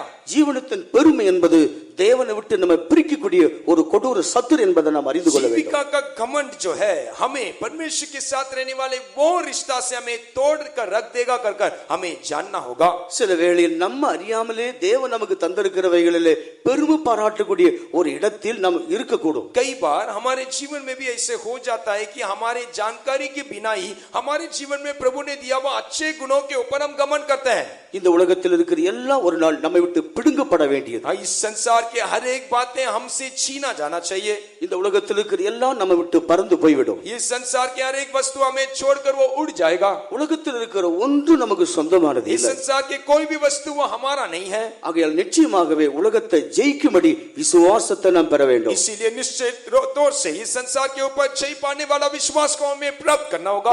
1 யோவான் 5ஆம் அதிகாரம் 5-6 வசனங்களை வாசிக்கும் போது पहला यूहन्ना 5वां अध्याय के 5 और 6वां वचन को पढ़ने से விசுவாசிக்கிறவன் அல்லாமல் உலகத்தை ஜெயிக்கிறவன் யார்? ये விசுவாசிக்கிறவன் विश्वास के बिना कौन इस संसार के ऊपर जय प्राप्त कर सकता है? நம்முடைய விசுவாசமே உலகத்தை ஜெயிக்கிற ஜெயம். हमारा विश्वास ही ये संसार के ऊपर हमें जयवंत होकर बनाता है. நமக்குள் இருக்கிற விசுவாசத்தினால் இந்த உலக காரியங்களிலே நாம் ஜெயெடுக்க முடியும். हमारा विश्वास के द्वारा ही इस संसार के ऊपर हम जय को प्राप्त कर सकते हैं. அந்த விசுவாசம் எப்படி இருக்க வேண்டும் என்று அடுத்த வசனத்தில் எழுதுகிறார். वो विश्वास हमारे भीतर कैसे रहना चाहिए करके अगला वचन में हम पढ़ सकते हैं. இயேசு கிறிஸ்து தேவனுடைய குமாரன் என்று விசுவாசிக்கிறனே அல்லாமல் வேற யார் ஜெயெடுக்க முடியும்? यीशु मसीह को परमेश्वर का पुत्र होकर जो विश्वास करता है उसको छोड़ और कौन जय को प्राप्त करेगा? இந்த தேவகுமாரன் உலகத்தில் ஒன்றுமில்லாத வந்தவர். ये परमेश्वर का पुत्र ये संसार में कुछ नहीं अवस्था में वो आया. அவர் நினைத்திருந்தால் ஒரு பெரிய ஐஸ்வர்யவானுடைய குடும்பத்தில் பிறந்திருக்கலாம். यदि वो चाहने पर एक बड़ा धनी परिवार में वो जन्म ले सकता था. ஒரு பெரிய ஒரு கனவாய்ந்த வீட்டில் பிறந்திருக்கலாம். एक धनी परिवार में वो पैदा हो सकता था. ஆனா அவர் ஒரு சாதாரணமான ஒரு குடும்பத்தில் தான் பிறந்தார். लेकिन यीशु मसीह का जन्म एक गरीब परिवार में हुआ. இந்த உலகத்தில் எதையும் சொல்லி உயர்த்தி கொள்ள அவருக்கு ஒன்றும் இல்லை. इस संसार में कोई भी बातों को बोलकर घमंड करने के लिए यीशु मसीह के पास कुछ भी नहीं. தன்னில் இருக்கிற தனக்கு இருக்கிற ஒன்றை சொல்லி மேன்மை பாராட்டிக் கொள்ள அவருக்கு ஏதும் ஒன்றும் இல்லை. उसके भीतर उसके पास रखा हुआ कोई भी वस्तुओं को बोलकर घमंड करने के लिए मसीह के पास कुछ भी नहीं.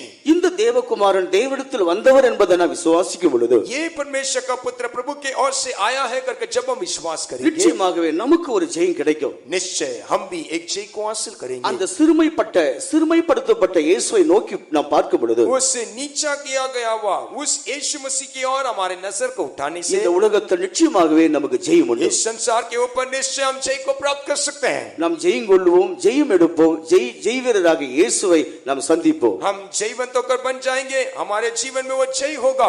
जयवंत हुआ यीशु मसीह को हम जरूर जा मिलेंगे. அடுத்த கட்டமாக நாம் பிசாசை ஜெயிக்க வேண்டியதாக இருக்கிறோம். अगला हम शैतान के ऊपर जय को हासिल करना चाहिए. பிசாசை நாம் நேரடியாக ஜெயிக்க முடியாது. हम शैतान को सीधा हम जय प्राप्त नहीं कर पाएंगे. பிசாசானவன் அவன் பகிரங்கமான ஒருவன் தான். ஆனா இயேசு அவருடைய தலையை நசுக்கியிருக்கிறார். शैतान वो भयानक है लेकिन एक बात हम जानना है यीशु मसीह ने शैतान के सर को कुचल दिया. அவருடைய தந்திரமாகிய வாள் மாத்திரம் விடப்பட்டிருக்கிறது. उसका बहकाने वाला पूंछ जो है वही अभी छोड़ा गया है. அவருடைய தலை நசுக்கப்பட்டிருக்கிறது. उसका सर कुचल दिया गया. ஸ்திரீயின் வித்தாகிய இயேசு அவருடைய தலையை நசுக்கியிருக்கிறார். स्त्री का बीज यीशु मसीह उसके सर को कुचल दिया. ஆனா இப்போது பிசாசு இடத்தில் இருக்கிற வல்லமைகள் என்ன? लेकिन अब ये शैतान के भीतर रहने वाला वो सामर्थ क्या है? இந்த பிசாசுடைய வல்லமை முதலாவது குற்றப்படுத்துகிறதான ஒரு வல்லமை. அதை நாம் ஜெயிக்க வேண்டும். ये शैतान प्रथम तौर से वो हमें दोषी ठहराता वो सामर्थ के ऊपर हमें जय प्राप्त करना है. சில வேளையில் தேவனுடைய பிள்ளைகள் நல்லவர்களாக இருப்பார்கள். कई बार हम प्रभु के लोग हम अच्छे होकर रह सकते हैं. நல்ல சுபாவங்கள் இருக்கும். एक अच्छा सुबह हमारे भीतर रहेगा. நல்ல ஜீவி செய்வார்கள். एक अच्छा जीवन भी हम बिताते हैं. ஆனால் எப்பொழுதும் மற்றவர்களை குற்றச்சாட்டி கொண்டே இருப்பார்கள். लेकिन हर दम हम दूसरों को दोषी ठहराते रहेंगे. எதை பார்த்தாலும் யாரை பார்த்தாலும் எதை கண்டாலும் குற்றச்சாட்டி கொண்டே இருப்பார்கள். कुछ भी देखे कोई भी बातें सुने किसको भी देखने पर हर दम उनका दोषी ठहराते रहेंगे. ஆண்டவர் சொன்னார், நீங்கள் குற்றவாளிகளா தீர்க்கப்படாதபடி மற்றவர்களை குற்றவாளிகள் என்று यीशु சொல்லாதீர்கள். मसीह ने कहा तुम दोषी न ठहराए जाने के लिए और किसी के ऊपर दोष न लगाओ.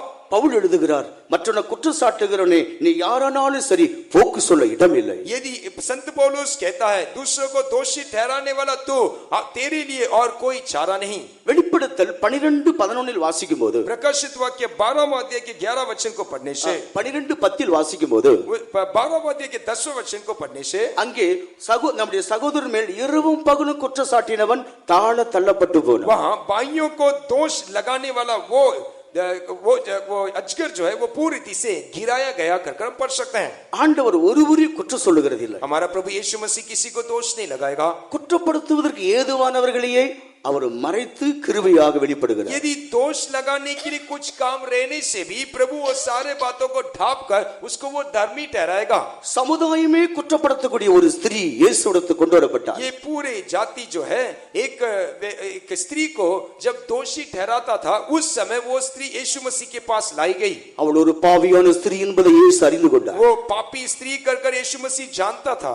இவர்கள் சாட்டுகிற குற்றங்கள் உண்மைதான். वो जो कुछ इल्जाम उसके ऊपर लगाए थे, गुनाह लगाए थे, वो बात सच है, वास्तविक है. இவள் குற்றவாளிதான். ये एक दोषी है. ஆனால் ஆண்டவர் ஒரு நியாயம் செய்தார். लेकिन यीशु मसीह ने न्याय किया. இவள் மேல் கல்லெறியுங்கள், इसके ऊपर पत्थरवार करो.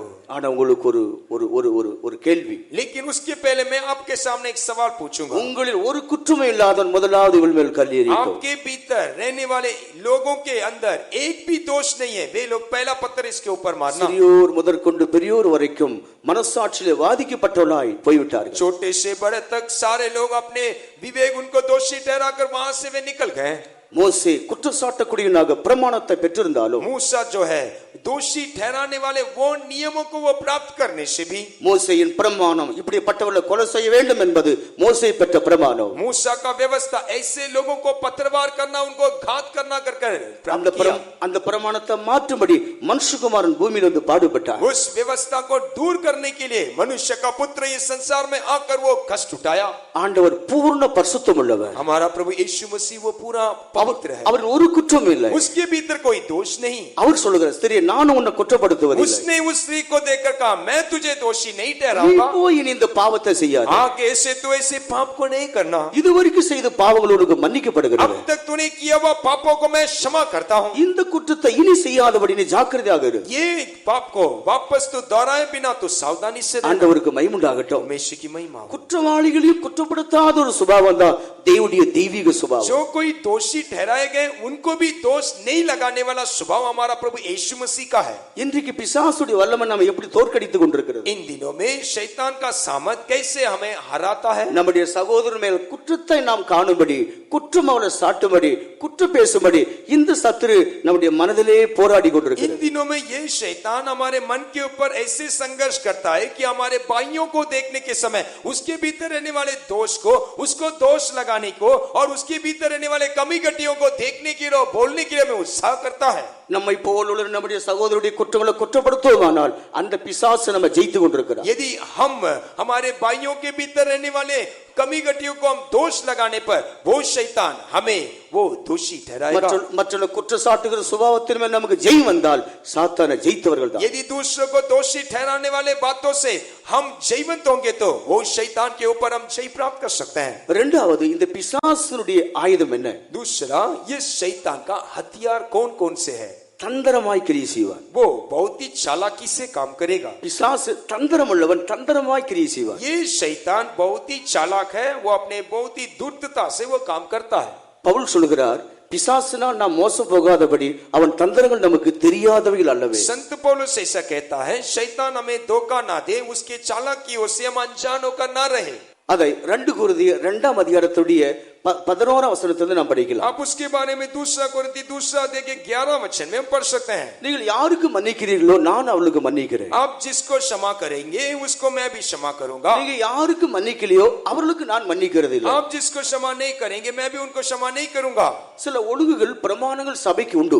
एक नियम और कानून कलीसिया में प्रभु ठहरा कर रखा है. சத்தியத்தை அறிந்தவர்கள் அப்படிப்பட்ட பிரமாணத்தை மீறும்போது சபை மன்னிக்காத இடத்துக்கு அவங்க கொண்டு வரப்படுகிறார்கள். जो सच्चाई को जानने वाले कलीसिया उस नियमों को पालन नहीं करने पर उस नतीजे में वो पहुंचाएंगे. ஆனா சில அப்படிப்பட்ட விஷயங்களை சின்ன சின்ன குற்றங்களை மன்னிக்க வேண்டுதான். हमारे जीवन में ऐसे यदि कोई दोषों को हम देखने के समय ये सारे बातों को हम क्षमा करना चाहिए. நம்ம எதையும் மன்னிக்க முடியாத ஒரு நபரானால் பிசாசு தான் நம்ம ஜெயித்து கொண்டிருக்கிறோம். कोई भी बातों को हम क्षमा करने के समय शैतान को हम जय प्राप्त कर सकते हैं. மற்றவர்களை நாம் மன்னிக்க முடியாமல், மற்றவர்களை மறக்க முடியாமல் இருப்பது பிசாசோடு நம்ம தோல்வி அடைந்துட்டு இருக்கிறோம். यदि हम दूसरों को क्षमा नहीं करते, उनकी कमी घटियों को, उनकी गलतियों को भूलते नहीं है तो शैतान हमें हराने वाला होकर वो पाए जाएगा. இந்த உலகத்துல குற்றம் செய்த நாம் மன்னிக்க விட்டால் நம்முடைய பரமபிதாவும் நம்முடைய குற்றங்களை மன்னிக்காமலே வைத்திருப்பார். इस संसार में यदि किसी के गलतियों को, घटियों को हम क्षमा नहीं करने से हमारा स्वर्गीय पिता हमारे गलतियों को भी वो क्षमा नहीं करेगा.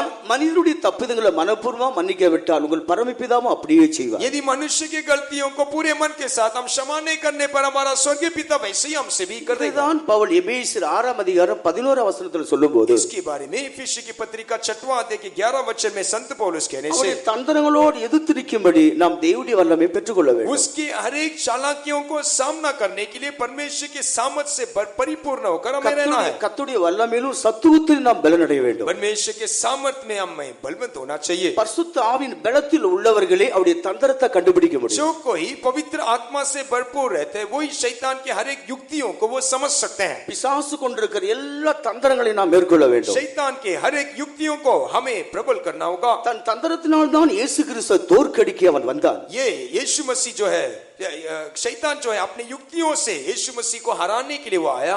வேத வசனத்தை கொண்டே இயேசு கிறிஸ்துவை தோற்கடிக்கும்படி தந்திரமாய் கிரியை செய்தார். परमेश्वर के वचन से ही यीशु मसीह को हराने के लिए शैतान चालाकी से यीशु मसीह का सामना किया. இயேசு சிலுவையில் அறையப்பட்டபடினால் यीशु मसीह काल्वरी क्रूस पे चढ़ाए जाने के कारण பிசாசத்தில் ஒரு வல்லமையும் கிடையாது. शैतान के पास कोई सामर्थ नहीं है. அதிகாரங்கள் வல்லமைகள் யாவையும் இயேசு உரிந்து கொண்டார். सारे अधिकार सामर्थ को यीशु मसीह ने उसके हाथों से छीन लिया. உரிந்து கொள்ளப்பட்ட அதிகாரம் வல்லமையும் எங்கே இருக்கிறது? ये सामर्थ और अधिकार जो उससे छीना गया है वो अभी कहाँ है? இயேசு சிலுவையில் வைத்து ஆணி அடித்தார். वो क्रूस में अपने कीनों से उसको झड़ दिया. இப்ப பிசாசுக்கு வல்லமை அதிகாரம் எங்கிருந்து உண்டாகிறது? अभी ये शैतान को ये अधिकार ये सामर्थ वो कहाँ से मिला? மனுஷனிடத்திலிருந்து தான் உண்டாகிறது. मनुष्य से ही उसको ये सामर्थ मिला है. அதாவது பிசாசு வல்லமையானது என்று சொல்லி ஒரு மனிதன் நினைத்துக் கொண்டால் அவனுடைய இருதயத்திற்கு நினைவை எடுத்துக்கொண்டுதான் அவன் வல்லமுள்ளவனாய் கிரியை செய்கிறான். यदि एक मनुष्य शैतान बहुत ही सामर्थ्य करके वो लेता है तो उसके मन के विचारों को शैतान लेगा और सामर्थ के साथ उसके सामने वो अपने आप को दिखाएगा. அவனுக்கு ஒன்றுமில்லை என்று மனிதன் விசுவாசித்தால் ஒன்று கிரியை செய்ய முடியும். यदि मनुष्य शैतान कुछ भी नहीं है करके विश्वास करने से वैसे ही अनुभव कर सकता है. ஏனென்றால் அவனிடத்தில் ஒன்றுமில்லை. क्योंकि उसके पास कुछ भी नहीं. அவன் ஒன்றுமில்லை. நாம் போனால் நடுங்குவான். वो कुछ भी नहीं है. यदि हम उसके पास जाने से वो तरतराएगा. தன் தந்திரத்தினால் நம்ம மேற்கொள்ளுவான். वो चालाकी से ही हमें वो प्रबल करता है. ஒரு 30 ஆண்டுகளுக்கு முன்பாக நம்முடைய ஊழியர் ஒருவர் ஒரு பிசாசு பிடித்திருந்ததான ஆளுக்காக ஜெபிக்கும்படியாக அழைக்கப்பட்டிருந்தார். कुछ समय के पहले हमारा सेवक भाई जो है एक शैतान पकड़ा हुआ एक भाई के लिए प्रार्थना करने के लिए वो बुलाए गए थे. அது பயங்கரமான ஒரு வல்லமை. ये शैतान बहुत ही सामर्थ्य था. இவர் போன உடனே அந்த பிசாசு சிரிக்க ஆரம்பித்திருக்கு. जैसे ये सेवक भाई वहां पहुंचे वो शैतान उनको देखकर वो हंसने लगा. சிரித்து விட்டு மெதுவாக கேட்டதா, நீ என்ன விரட்ட வந்திருக்கிறியா? वो हंस के ये सेवक को देखकर भाई को देखकर ऐसे पूछी, क्या तू मुझे भगाने आया है? நீ எப்ப பிறந்த, நான் எப்ப இருந்து இருக்கிறேன்? तू कब पैदा हुआ और मैं कब से हूं तू जानता है? நீ உன்னால் என்ன விரட்ட முடியுமா? क्या तू मुझे भगा सकता है? அப்போது இவருக்கு ஒரு விதமான ஒரு யோசனை உண்டாகிறது. तुरंत इनके विचार में एक संकोच आ गया. वे विचार में डूब गए. ஆண்டவரிடத்தில் அவர் கேட்டிருக்கிறார். तुरंत वो परमेश्वर से पूछा, ஆண்டவரே நான் என்ன செய்யணும்? प्रभु मैं क्या करूं? கர்த்தர் சொன்னாரா, प्रभु ने ऐसे कहा, நீ உலகம் உண்டான பின்புதான் இருக்கிறாய், நான் உலக தோற்றத்துக்கு முன்னே இருக்கிறேன்னு சொல்லு. तुरंत प्रभु ने उसको ऐसे बोलने के लिए कहा, तूने तो संसार बनाने के बाद ही आया, मैं जगत के उत्पत्ति से पहले से मैं हूं. நம்முடைய ஊழியக்காரர் சொன்னாரா, நீ உலகம் உண்டானது முதல் கொண்டு இருக்குது உண்மைதான், ஆனா நான் உலக தோற்றத்துக்கு முன்னே தேவனுடைய மனதில் இருந்தேன்னு சொன்ன உடனே நீ என்ன ஜெயிச்சிட்டாயா, நான் போகிறேன் என்று அது போய்விட்டது. जब सेवक ने ऐसे बोला, तू तो ये संसार जब आरंभ हुआ तब से है, मैं तो जगत के उत्पत्ति से पहले से ही मैं हूं. जब ऐसे जवाब वो शैतान इनके मुंह से सुना, तुरंत वो कहा, तूने मुझे जय प्राप्त कर लिया. ऐसे बोलकर उसको छोड़कर பிசாசுக்கு வல்லமை இல்லை, தந்திரத்தினால் ஜெயெடுக்க பாப்பா. शैतान के लिए कोई सामर्थ नहीं, लेकिन वो अपने चालाकी से हमें प्रबल करता है. பிசாசுக்கு வல்லம் உண்டு என்பதை நாம் அறிக்கை செய்யக்கூடாது. शैतान के लिए सामर्थ है करके हमें इकरार नहीं करना. எப்பொழுதும் பிசாசிடத்தில் உனக்கு ஒன்றும் இல்லை என்று தான் நாம் சொல்ல வேண்டும். हरदम ऐसे हम इकरार करना चाहिए कि शैतान के पास कुछ भी नहीं. பிசாசுடைய வல்லமை அதிகாரத்தை என் தேவன் உரிந்து விட்டார் என்று தான் நாம் சொல்ல शैतान வேண்டும். के सामर्थ और अधिकार को यीशु मसीह ने उसके हाथ से छीन लिया करके हमें इकरार करना होगा. இயேசு மரித்து உயிரோடு எழுந்ததனால் பிசாசுடைய வல்லமையில் அதிகாரங்கள் யாவும் அடக்கி வைக்கப்பட்டது. यीशु मसीह मरकर जी उठने के कारण शैतान के सामर्थ और अधिकार को प्रभु यीशु मसीह ने अपने वश में कर दिया.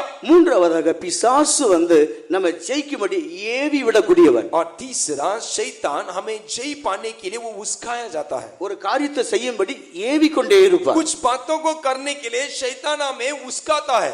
அவன் ஏவிக்கொண்டே இருக்கக்கூடியவன். वो हमें उस्काता ही रहेगा. 1 நாளாகமம் 21ஆம் அதிகாரம் 1ஆம் வசனத்தில் வாசிக்கும் போது आप पहला इतिहास 21वां अध्याय के पहला वचन में पढ़ने से அங்கே இஸ்ரவேலுக்கு விரோதமாக பிசாசு தாவீதுக்குள்ளே ஏவுகிறார். इस्राएल के विरोध में शैतान दाऊद को उस्काया. சில எண்ணங்களையும் ஏவுதலையும் சிந்தைகளையும் அவன் உண்டாக்கி கொண்டே இருப்பான். कुछ विचारों को कल्पनाओं को शैतान हमारे भीतर उत्पन्न करेगा. நமக்குள் உண்டாகிற எண்ணங்கள் ஏவுதல் எல்லாம் தேவனால் அங்கீகரிக்கப்பட்டதா என்பதை நிதானிக்க வேண்டும். हमारे भीतर रहने वाले विचार कल्पना ये सारे बातें प्रभु के ग्रहण योग्य है या नहीं करके हमें विचार करना होगा. அது எப்படிப்பட்டதுங்கிறதை நாம் பகுத்தறிய வேண்டும். वो कैसे है कर हमें जांचना होगा. இந்த பிசாசுடைய தந்திரங்களையும் வஞ்சங்களையும் அவன் ஏவுகிறதான வல்லமையிலும் நாம் மேற்கொண்டு ஜெயெடுக்க வேண்டுமானால் ये शैतान जो कुछ हमें उस्काता है हमारे कल्पनाओं के द्वारा हमें उस्काने वाले हरेकों के ऊपर यदि हम प्रबल करने पर சாட்சியின் வசனம் நம்முடைய கைகளில் இருக்க வேண்டும். हमारे हाथ में गवाह का वचन हमारे पास रहना चाहिए. ஆட்டுக்குட்டியோட ரத்தத்தை நாம் அறிக்கை செய்ய வேண்டும். लहू मेमने के लहू को हम इकरार करना चाहिए. சாட்சியின் வசனமும் ஆட்டுக்குட்டியோட ரத்தமும் பிசாசை அழிப்பதற்கு அவனை ஜெயமெடுப்பதற்கு நமக்கு உதவியாக இருக்கும். गवाह का वचन मेमने के लहू के द्वारा शैतान को जय पाने वाला हथियारों का प्रभु ने हमारे हाथ में दिया है. இயேசுவின் ரத்தத்தை ஒவ்வொரு நாளும் நாம் விசுவாசித்து அறிக்கை செய்ய வேண்டும். मसीह के लहू को हरदम हम विश्वास करते हुए उसको इकरार करना இயேசுவின் चाहिए. ரத்தத்தை அறிக்கை செய்யும்போது பிசாசு நடுங்கும். जब यीशु मसीह के लहू को हम इकरार करेंगे शैतान थरथराएगा. இயேசுவின் ரத்தத்தை கண்டால் பிசாசுக்கு நடுக்கம் உண்டு, பயம் உண்டு. यीशु मसीह के लहू को हम शैतान देखने के समय वो थरथराता है. தேவனுடைய பிள்ளைகள் நாவினால் இயேசுவின் ரத்தத்தை ஒவ்வொரு நாளும் உச்சரிக்க வேண்டும். परमेश्वर के बच्चे हर दिन अपने जीभ से मसीह के लहू को इकरार करना चाहिए. ஒவ்வொரு நாளும் பிசாசை ஜெயிப்பதற்கேற்ற வசனங்களை நாம் அறிக்கை செய்ய வேண்டும். हर दिन शैतान को प्रबल करने वाले वो वचनों को हम इकरार करते हुए रहना है. அப்படியானால் பிசாசுடைய கிரியின் மேல் முற்றிலும் ஜெயித்த தேவன் நமக்கு தருவார். यदि वैसा है तो शैतान के हर एक क्रियाओं के ऊपर प्रभु हमें पूरी तरह से जय देगा. ரோமர் 16ஆம் அதிகாரம் 20ஆம் வசனத்திலே சாத்தானை சீக்கிரத்தில் உங்கள் கால்களின் கீழ் தேவன் நசுக்கி போடுவார். रोमे की पत्रिका 16 अध्याय के 20वें वचन में शैतान को शीघ्र ही तुम्हारे पैरों तले वो कुचल देगा.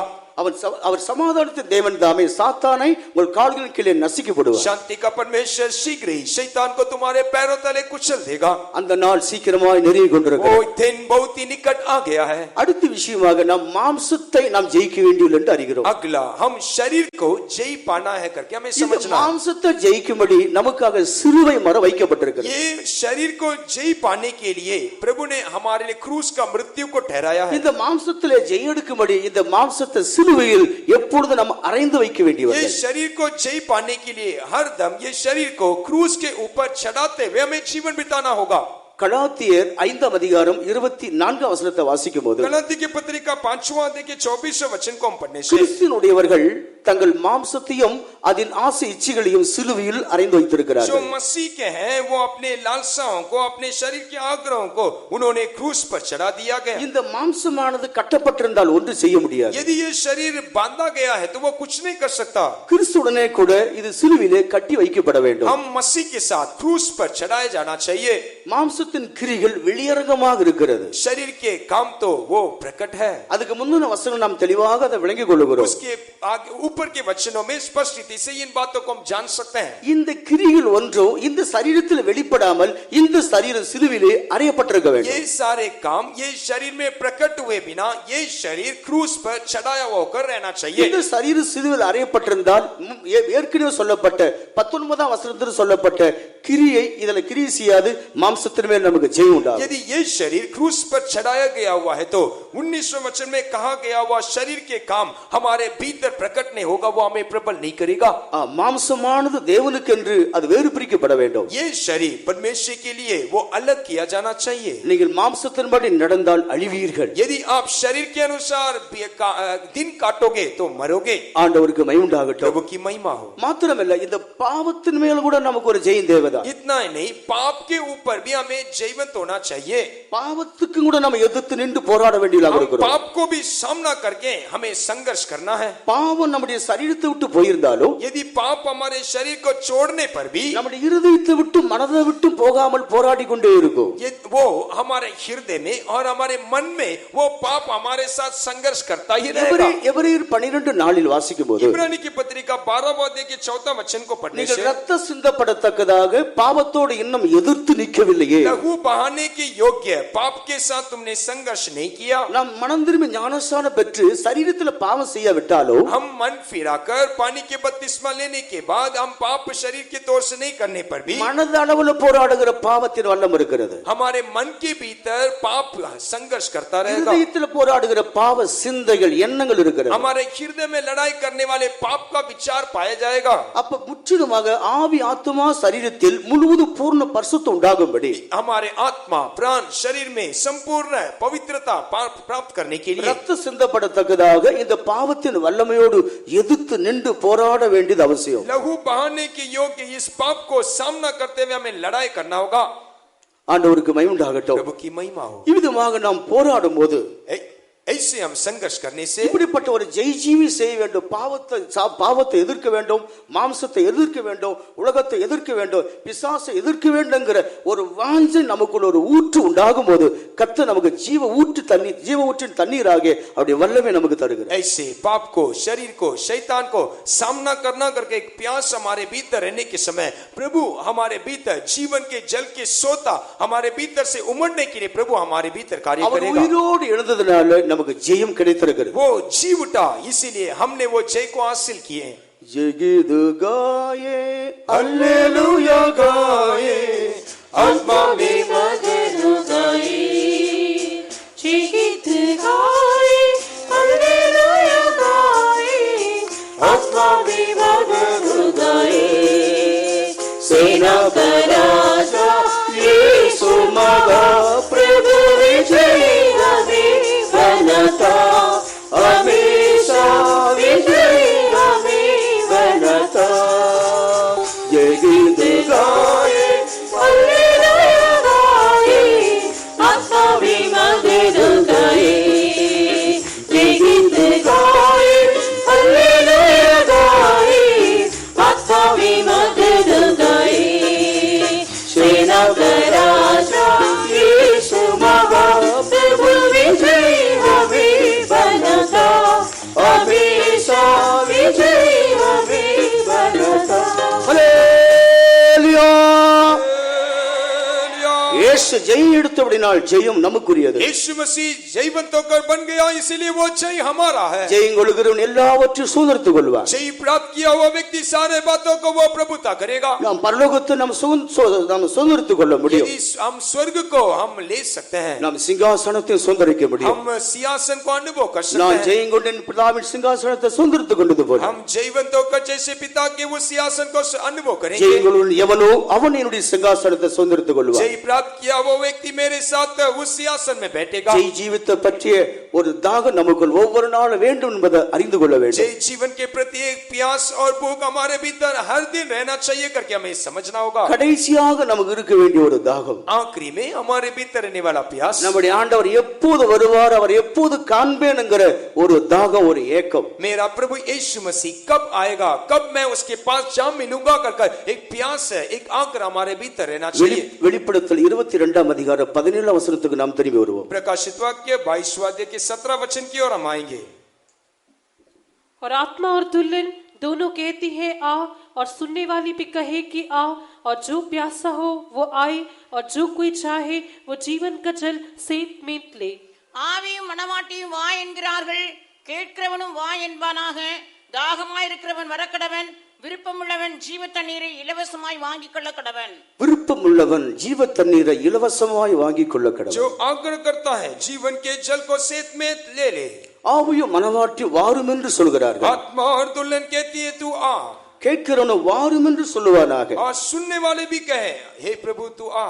ஆண்டவர் வர வேண்டும், நான் அவரை காண வேண்டும்ங்கிற தாகம் தேவனுடைய பிள்ளைகளாகிய நம்முடைய இருதயத்திலே உண்டாக வேண்டும். हे प्रभु यीशु मसीह आना चाहिए और मैं उसको पास जा मिलना है करके प्रभु के लोगों के भीतर एक आग्रह रहना चाहिए. நம்முடைய ஆண்டவர் வந்து விட்டார், நம்முடைய பாடுகளுக்கு முடிவு உண்டாகிவிடும். यदि प्रभु यीशु मसीह आज आने पर हमारे सारे क्लेशों का अंत हो जाएगा. நம்முடைய ஆண்டவர் வந்து விட்டார், நம்முடைய வியாதிக்கு ஒரு முடிவு यदि உண்டாகிவிடும். हमारा प्रभु यीशु मसीह आज आने पर हमारे बीमारियों के लिए நம்முடைய ஆண்டவர் வந்து விட்டார், நம்முடைய பாடுகளுக்கும் பிரச்சனைகளுக்கும் ஒரு முடிவு வந்துவிடும். यदि हमारा प्रभु यीशु मसीह आज आने पर हमारे दर्द और वेदना के के लिए एक अंत நம்முடைய है। ஆண்டவர் வந்து விட்டால் நம்ம நெருக்கங்கள் கஷ்டங்கள் எல்லாவற்றுக்கும் ஒரு முடிவு உண்டாயிடும். हमारा प्रभु यीशु मसीह आने पर हमारे कष्ट और क्लेशों के लिए एक अंत है।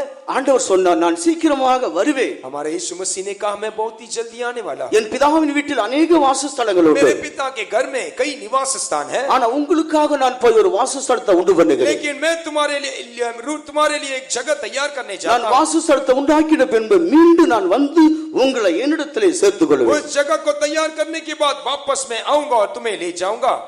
யோவான் 14 அதிகாரம் முதல் 3 வசனத்திலே நாம் வாசிக்கிறோம். यूहन्ना सुसमाचार 14 अध्याय के पहले 3 वचन में हम उसके बारे में पढ़ सकते हैं। நம்முடைய ஆண்டவருக்கு நம்மை சீக்கிரமாக கூட்டிக் கொண்டு போக வேண்டும் என்பதுதான் வாஞ்சை. हमारा प्रभु यीशु मसीह के भीतर भी एक आग्रह है, कैसे भी बहुत ही जल्दी हमें वो इकट्ठा करना चाहता है। அவருடைய ராஜ்யத்துக்கு சீக்கிரமாக நம்மை கொண்டு போக வேண்டும் என்பதுதான் அவருடைய வாஞ்சை. उसके राज्य में बहुत ही जल्दी हमें ले जाना है, वही आग्रह के साथ हमारा प्रभु यीशु मसीह है। ஆனா தேவனுடைய பிள்ளைகளே அதற்கு தடையாக அதற்கு மேல் தாகம் இல்லாமல் ஜீவிக்கிறார்கள். लेकिन परमेश्वर के लोगों को देखने के समय उसके लिए भी तैयार नहीं है, उसके लिए भी आग्रह के बिना प्यास के बिना पाए जाते हैं। நிச்சயமாக இந்த உலகம் நமக்கு சொந்தம் இல்லை. निश्चय ये संसार हमारा नहीं। இந்த உலகம் நம்மை பகைக்கிறது, நம்மை வெறுக்கிறது. ये संसार हमें नफरत करता है, हमसे बैर रखता है। கொஞ்ச காலத்தில் இந்த உலகத்தை விட்டு நம்மை விரட்டுவோம் என்று சொல்லி சாத்தான் கிரியை செய்கிறார். बहुत ही जल्दी ये संसार से हमें भगाने के लिए शैतान बहुत ही शीघ्रता के साथ वो कार्य कर रहा है। நாம் இந்த உலகத்துக்குரியவர்கள் இல்லை என்பதை உலக ஜனங்களே ये அறிந்திருக்கிறார்கள். संसार के लोग भी ये जानते हैं कि हम ये संसार के नहीं हैं।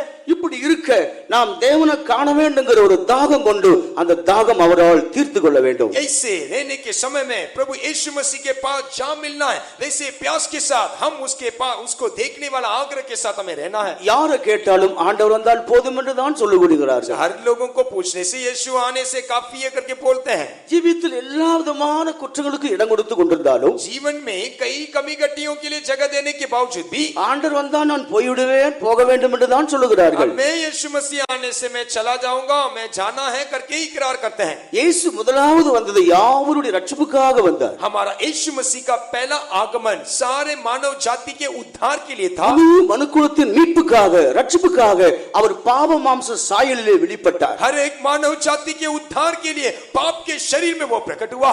ஆனா இரண்டாவது முறை அவர் வருவதோ வெளிப்படுவதோ लेकिन दूसरे बार प्रभु यीशु मसीह का प्रकट होना किस लिए है? பாவம் செய்தவர்களுக்காக அல்ல, वो पापियों के लिए नहीं, பாவம் செய்தவர்களுக்காக அல்ல, பாவம் இல்லாமல் தன்னை காத்து கொண்டிருக்கிறவர்களுக்காக வரப்போகிறார். वो पाप रहित जो कोई उसके लिए इंतजार करता है उसके लिए यीशु मसीह आने वाला है।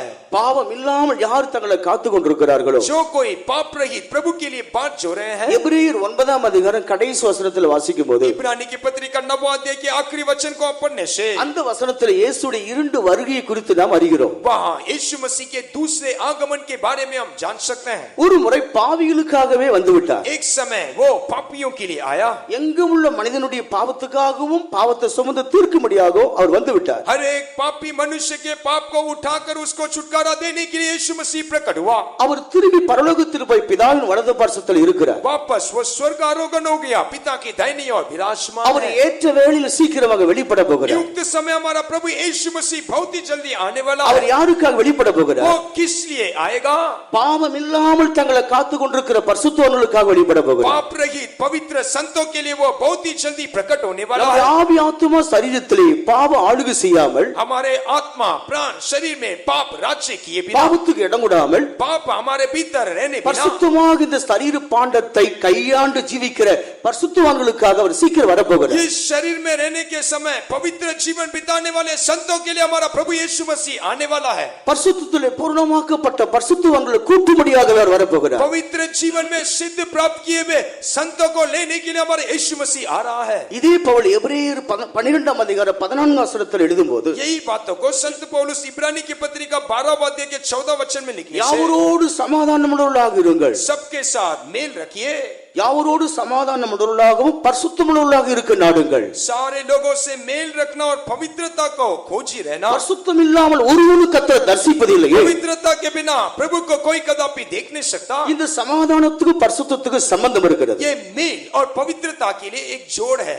சமாதானமா ஜீவிக்க முடியாதவங்க பரிசுத்தப்பட முடியாது. यदि मेल के साथ आप नई जीवन बिताने से आप पवित्र नहीं हो सकते। நம்ம பரிசுத்தப்பட வேண்டுமானால் யாவரோடு சமாதானத்துக்கு கை கலக்க வேண்டும். यदि आप पवित्र किया जाना पाना है तो सबके साथ आपका मेल रहना होगा। சமாதானம் இல்லாவிட்டால் யுத்தம் நடந்து கொண்டே இருந்தால் ஆலயம் கட்டப்பட முடியாது. यदि युद्ध है तो, शांति नहीं है तो मंदिर बांधा नहीं जा सकता। சாலமோனை பார்க்கிலும் ஆலயத்தை பற்றி ஒரு வாஞ்சை உள்ள மனிதன் தான் தாவீது. आप सुलेमान से बढ़कर मंदिर के बारे में आग्रह और दर्शन दाऊद राजा के लिए था। ஆனால் ஆண்டவர் அவன் ஆலயத்தை கட்ட விடவில்லை. लेकिन प्रभु ने उसको मंदिर बांधने का अनुमति नहीं அவர் दिया, காலத்தில் சமாதானம் கிடையாது. क्योंकि उसके समय में शांति नहीं। எங்கு ரத்த சிந்துகிற மனிதனா இருந்தான். हर जगह में लहू बहाने वाला पुरुष होकर वो पाया அவன் गया। ஆலயத்தை கட்டி எழுப்பிக் கொள்ள முடியவில்லை. वो परमेश्वर के मंदिर को बांध नहीं पाया। தேவனுடைய பிள்ளை எங்க போனாலும் பிரச்சனையா, परमेश्वर के लोग जहां भी जाते हैं समस्या, யாரோடு பிரச்சனையா, सबके साथ समस्या, யாரோடு சமாதானம் இல்லையா. किसी के साथ मेल नहीं है। நம்முடைய ஜீவியமாகிய பரிசுத்தம் அங்கே கட்டி எழுப்பப்பட முடியாது. हमारा जीवन जो पवित्र होकर वहां बांधा नहीं जा सकता। நம்ம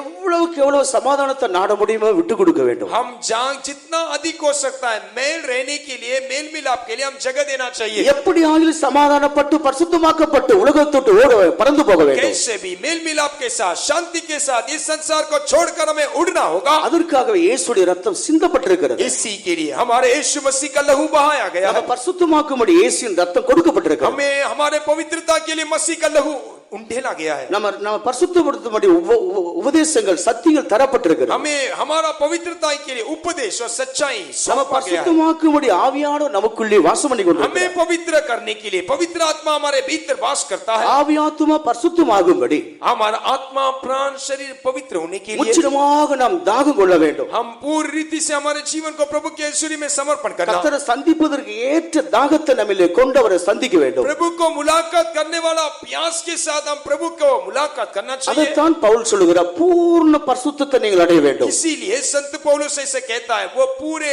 सिद्धता को हम प्राप्त करना है। 2 கொரிந்தியர் 7 அதிகாரம் முதல் 3 வசனத்தில் வாசிக்கும்போது दूसरा कोरिन्थी 7वां अध्याय के पहला 3 वचन को पढ़ने से தேவ பயத்தோடு கூட கர்த்தருக்கு பயப்படுற பயத்தோடு கூட பரிசுத்தம் அதில் பூர்ணமாக்கி கொள்ளுங்க. परमेश्वर को डरते हुए कांपते हुए पवित्रता को हमें सिद्ध करना होगा। நம்ம அன்பினாலும் விசுவாசத்தினாலும் தேவ சித்தத்தினாலும் பரிசுத்தத்தினாலும் பூர்ணப்பட வேண்டும். हम प्रेम से, विश्वास से परमेश्वर की मर्जी को पूरा करते हुए उसके पवित्रता में हम सिद्ध होना चाहिए। அதற்கு தேவ பயத்தோடு தான் நாம் இதை நாம் பூர்ணப்படுத்திக் கொள்ள முடியும். उसके लिए हमारे भीतर परमेश्वर का डर होना चाहिए, जिसके द्वारा हम उसको सिद्ध कर सकते हैं। பாவத்தை தொடாமல் தேவ பயம் நாம் கொண்டிருக்க வேண்டும். वो पाप को छुए बिना परमेश्वर का डर हमारे भीतर पाया जाना चाहिए। யோசேப்புக்குள் தேவ பயம் இருந்தது. यूसुफ के भीतर परमेश्वर का डर था। பாவத்தை நெருங்கினது. वो पाप उसका निकट आ रहा था। பாவம் அவனை வந்து தொட்டது. वो पाप उसको स्पर्श किया, ஆனால் அவன் பாவத்தை தொடவில்லை. लेकिन उसने पाप को स्पर्श नहीं किया। அவன் பாவத்தை விட்டு விலகி ஓடுகிறான். वो पाप को छोड़कर वो दूर भाग गया। தேவ பயம் மாத்திரமே பாவத்திலிருந்து நாம் தப்புவதற்கு நமக்கு உதவி செய்ய முடியும். केवल परमेश्वर का डर हमें पाप को छोड़कर भागने के लिए हमें सहायता करेगा। நான் பரிசுத்தரா இருக்கிறது போல நீங்களும் பரிசுத்தரா இருங்கள். जैसे मैं पवित्र हूँ तुम भी पवित्र रहो। அவர் பரிசுத்தர், நீங்களுடைய நடக்கையெல்லாம் பரிசுத்தரா இருங்கள். जैसे वो पवित्र है हमारे सारे चाल चलन में हम पवित्र होकर रहना है। ஆகையால் ஆண்டவரை சந்திக்க முடியாத தாகம் கொண்டு நம்மை பரிசுத்தமாக்கிக் கொள்ள வேண்டும். इसीलिए हम प्रभु को मुलाकात करने के लिए हमारे भीतर प्यास के साथ पवित्रता को हम अनुकरण करना இப்படி चाहिए।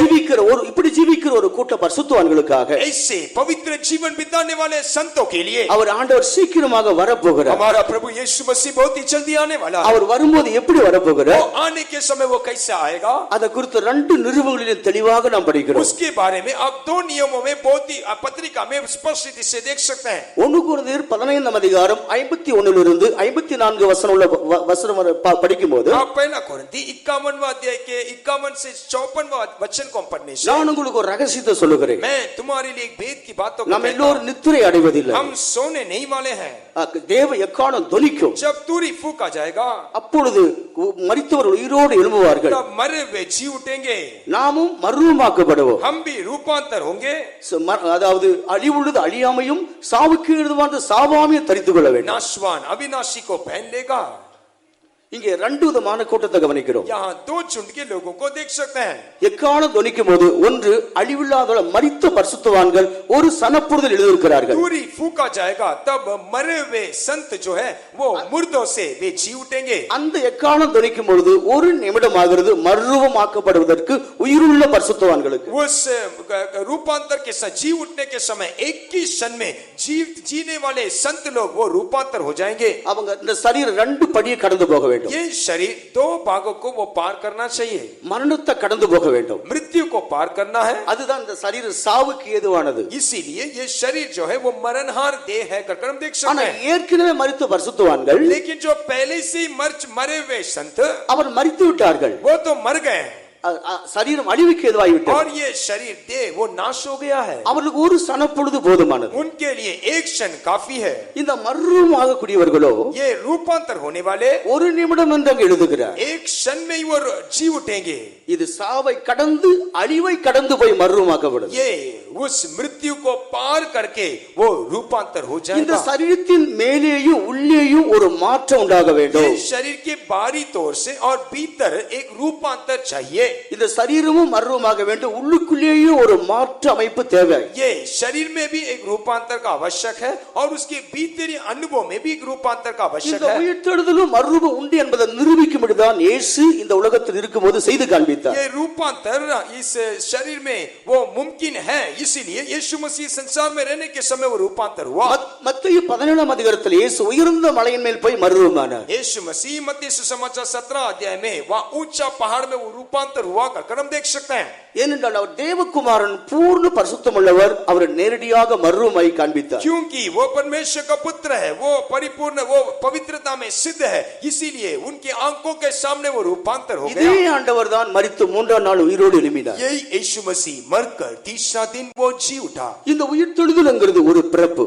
ये जी उठना करके कहने के समय वो एक जन्म है. அதைத்தான் யோவான் வெளிப்படுத்தல் 1:5 எழுதுகிறார். इसके बारे में ही யோहन्ना प्रकाशित वाक्य पहला अध्याय के 5वें वचन में लिखता है. இயேசு மரித்தோரிலிருந்து முதல் பிறந்தவர். यीशु मसीह मरे में से पहलौटा है. உயிர்த்தெழுதல் ஒரு பிறப்பு.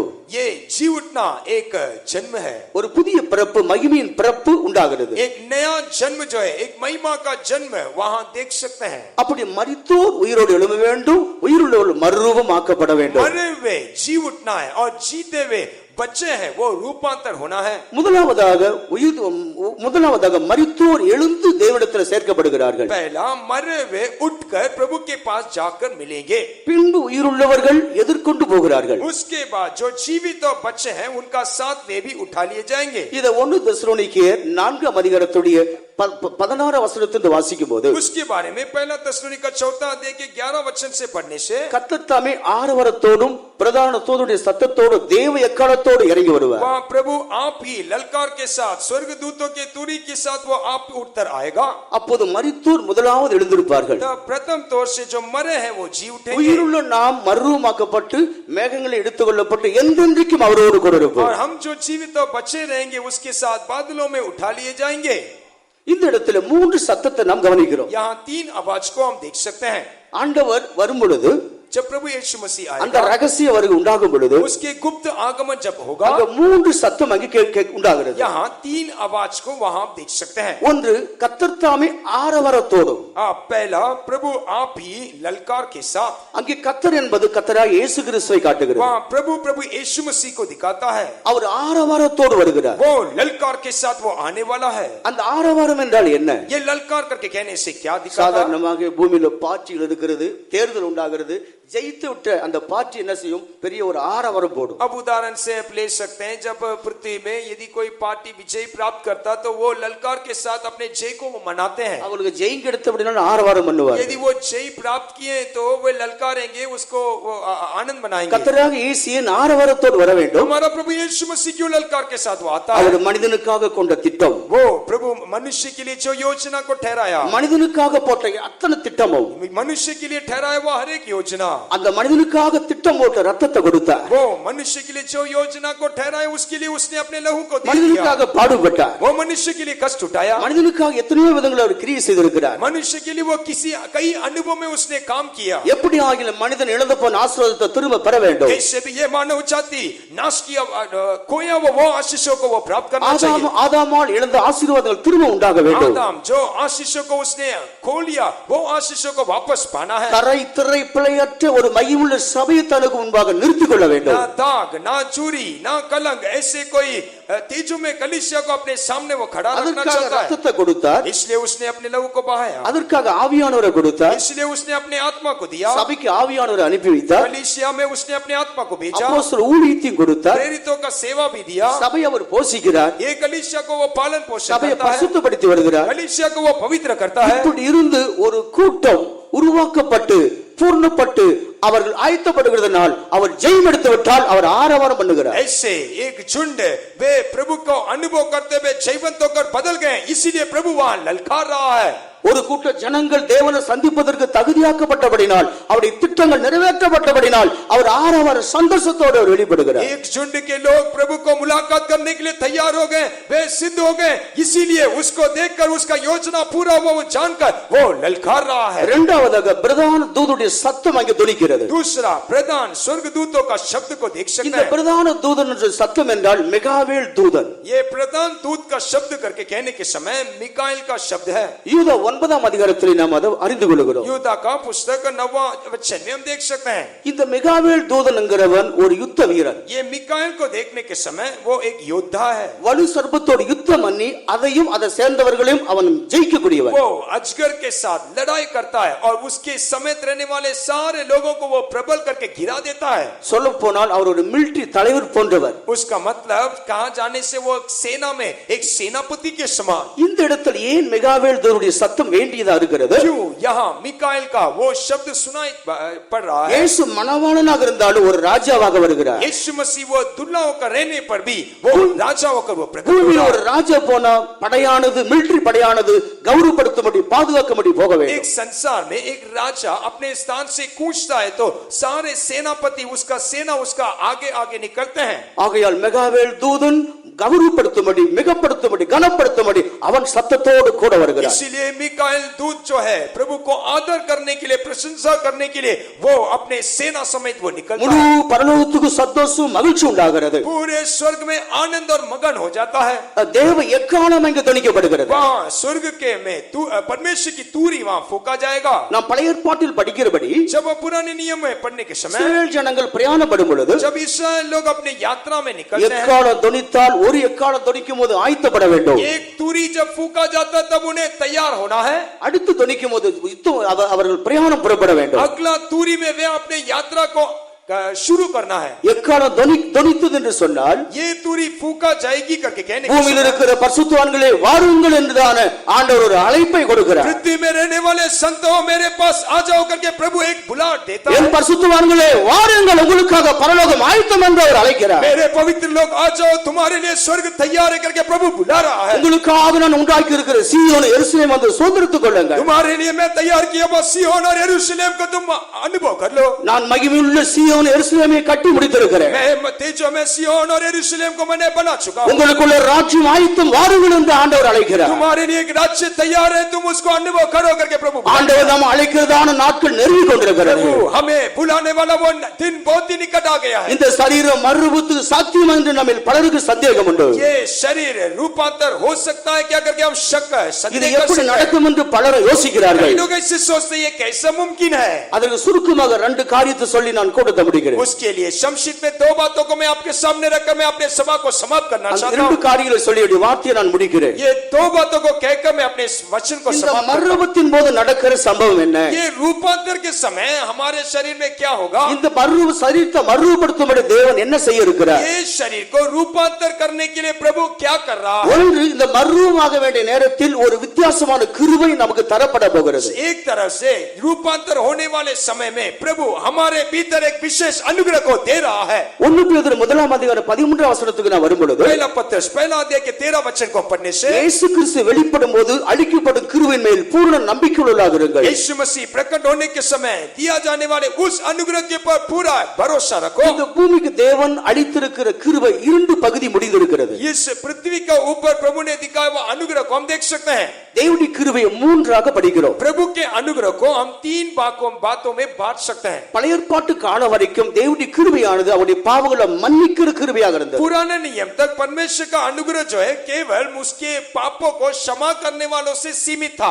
103 சங்கீதம் 3-4 வசனத்துல வாசிக்கிறோம். भजन 103 के 3 और 4 वचन में पढ़ सकते हैं. பாவம் இருந்தது, மன்னித்து தேவன் வைத்திருந்தார். उस पाप उनके भीतर पाया गया, लेकिन वो पाप को प्रभु क्षमा करके ढापे रखा. அது மூடி வைக்கப்பட்டது கிருபையினால். वो अनुग्रह से उस पाप को ढापा गया था. ஆனா இயேசு வெளிப்பட்ட பின்பு, लेकिन यीशु मसीह प्रकट होने के அவர் बाद, சிலுவையிலே மரித்த பின்பு, वो काल्वरी क्रूस में मरने के बाद மற்றொரு கிருபை வெளியாக்கப்பட்டது. और एक अनुग्रह वहां जाहिर हुआ.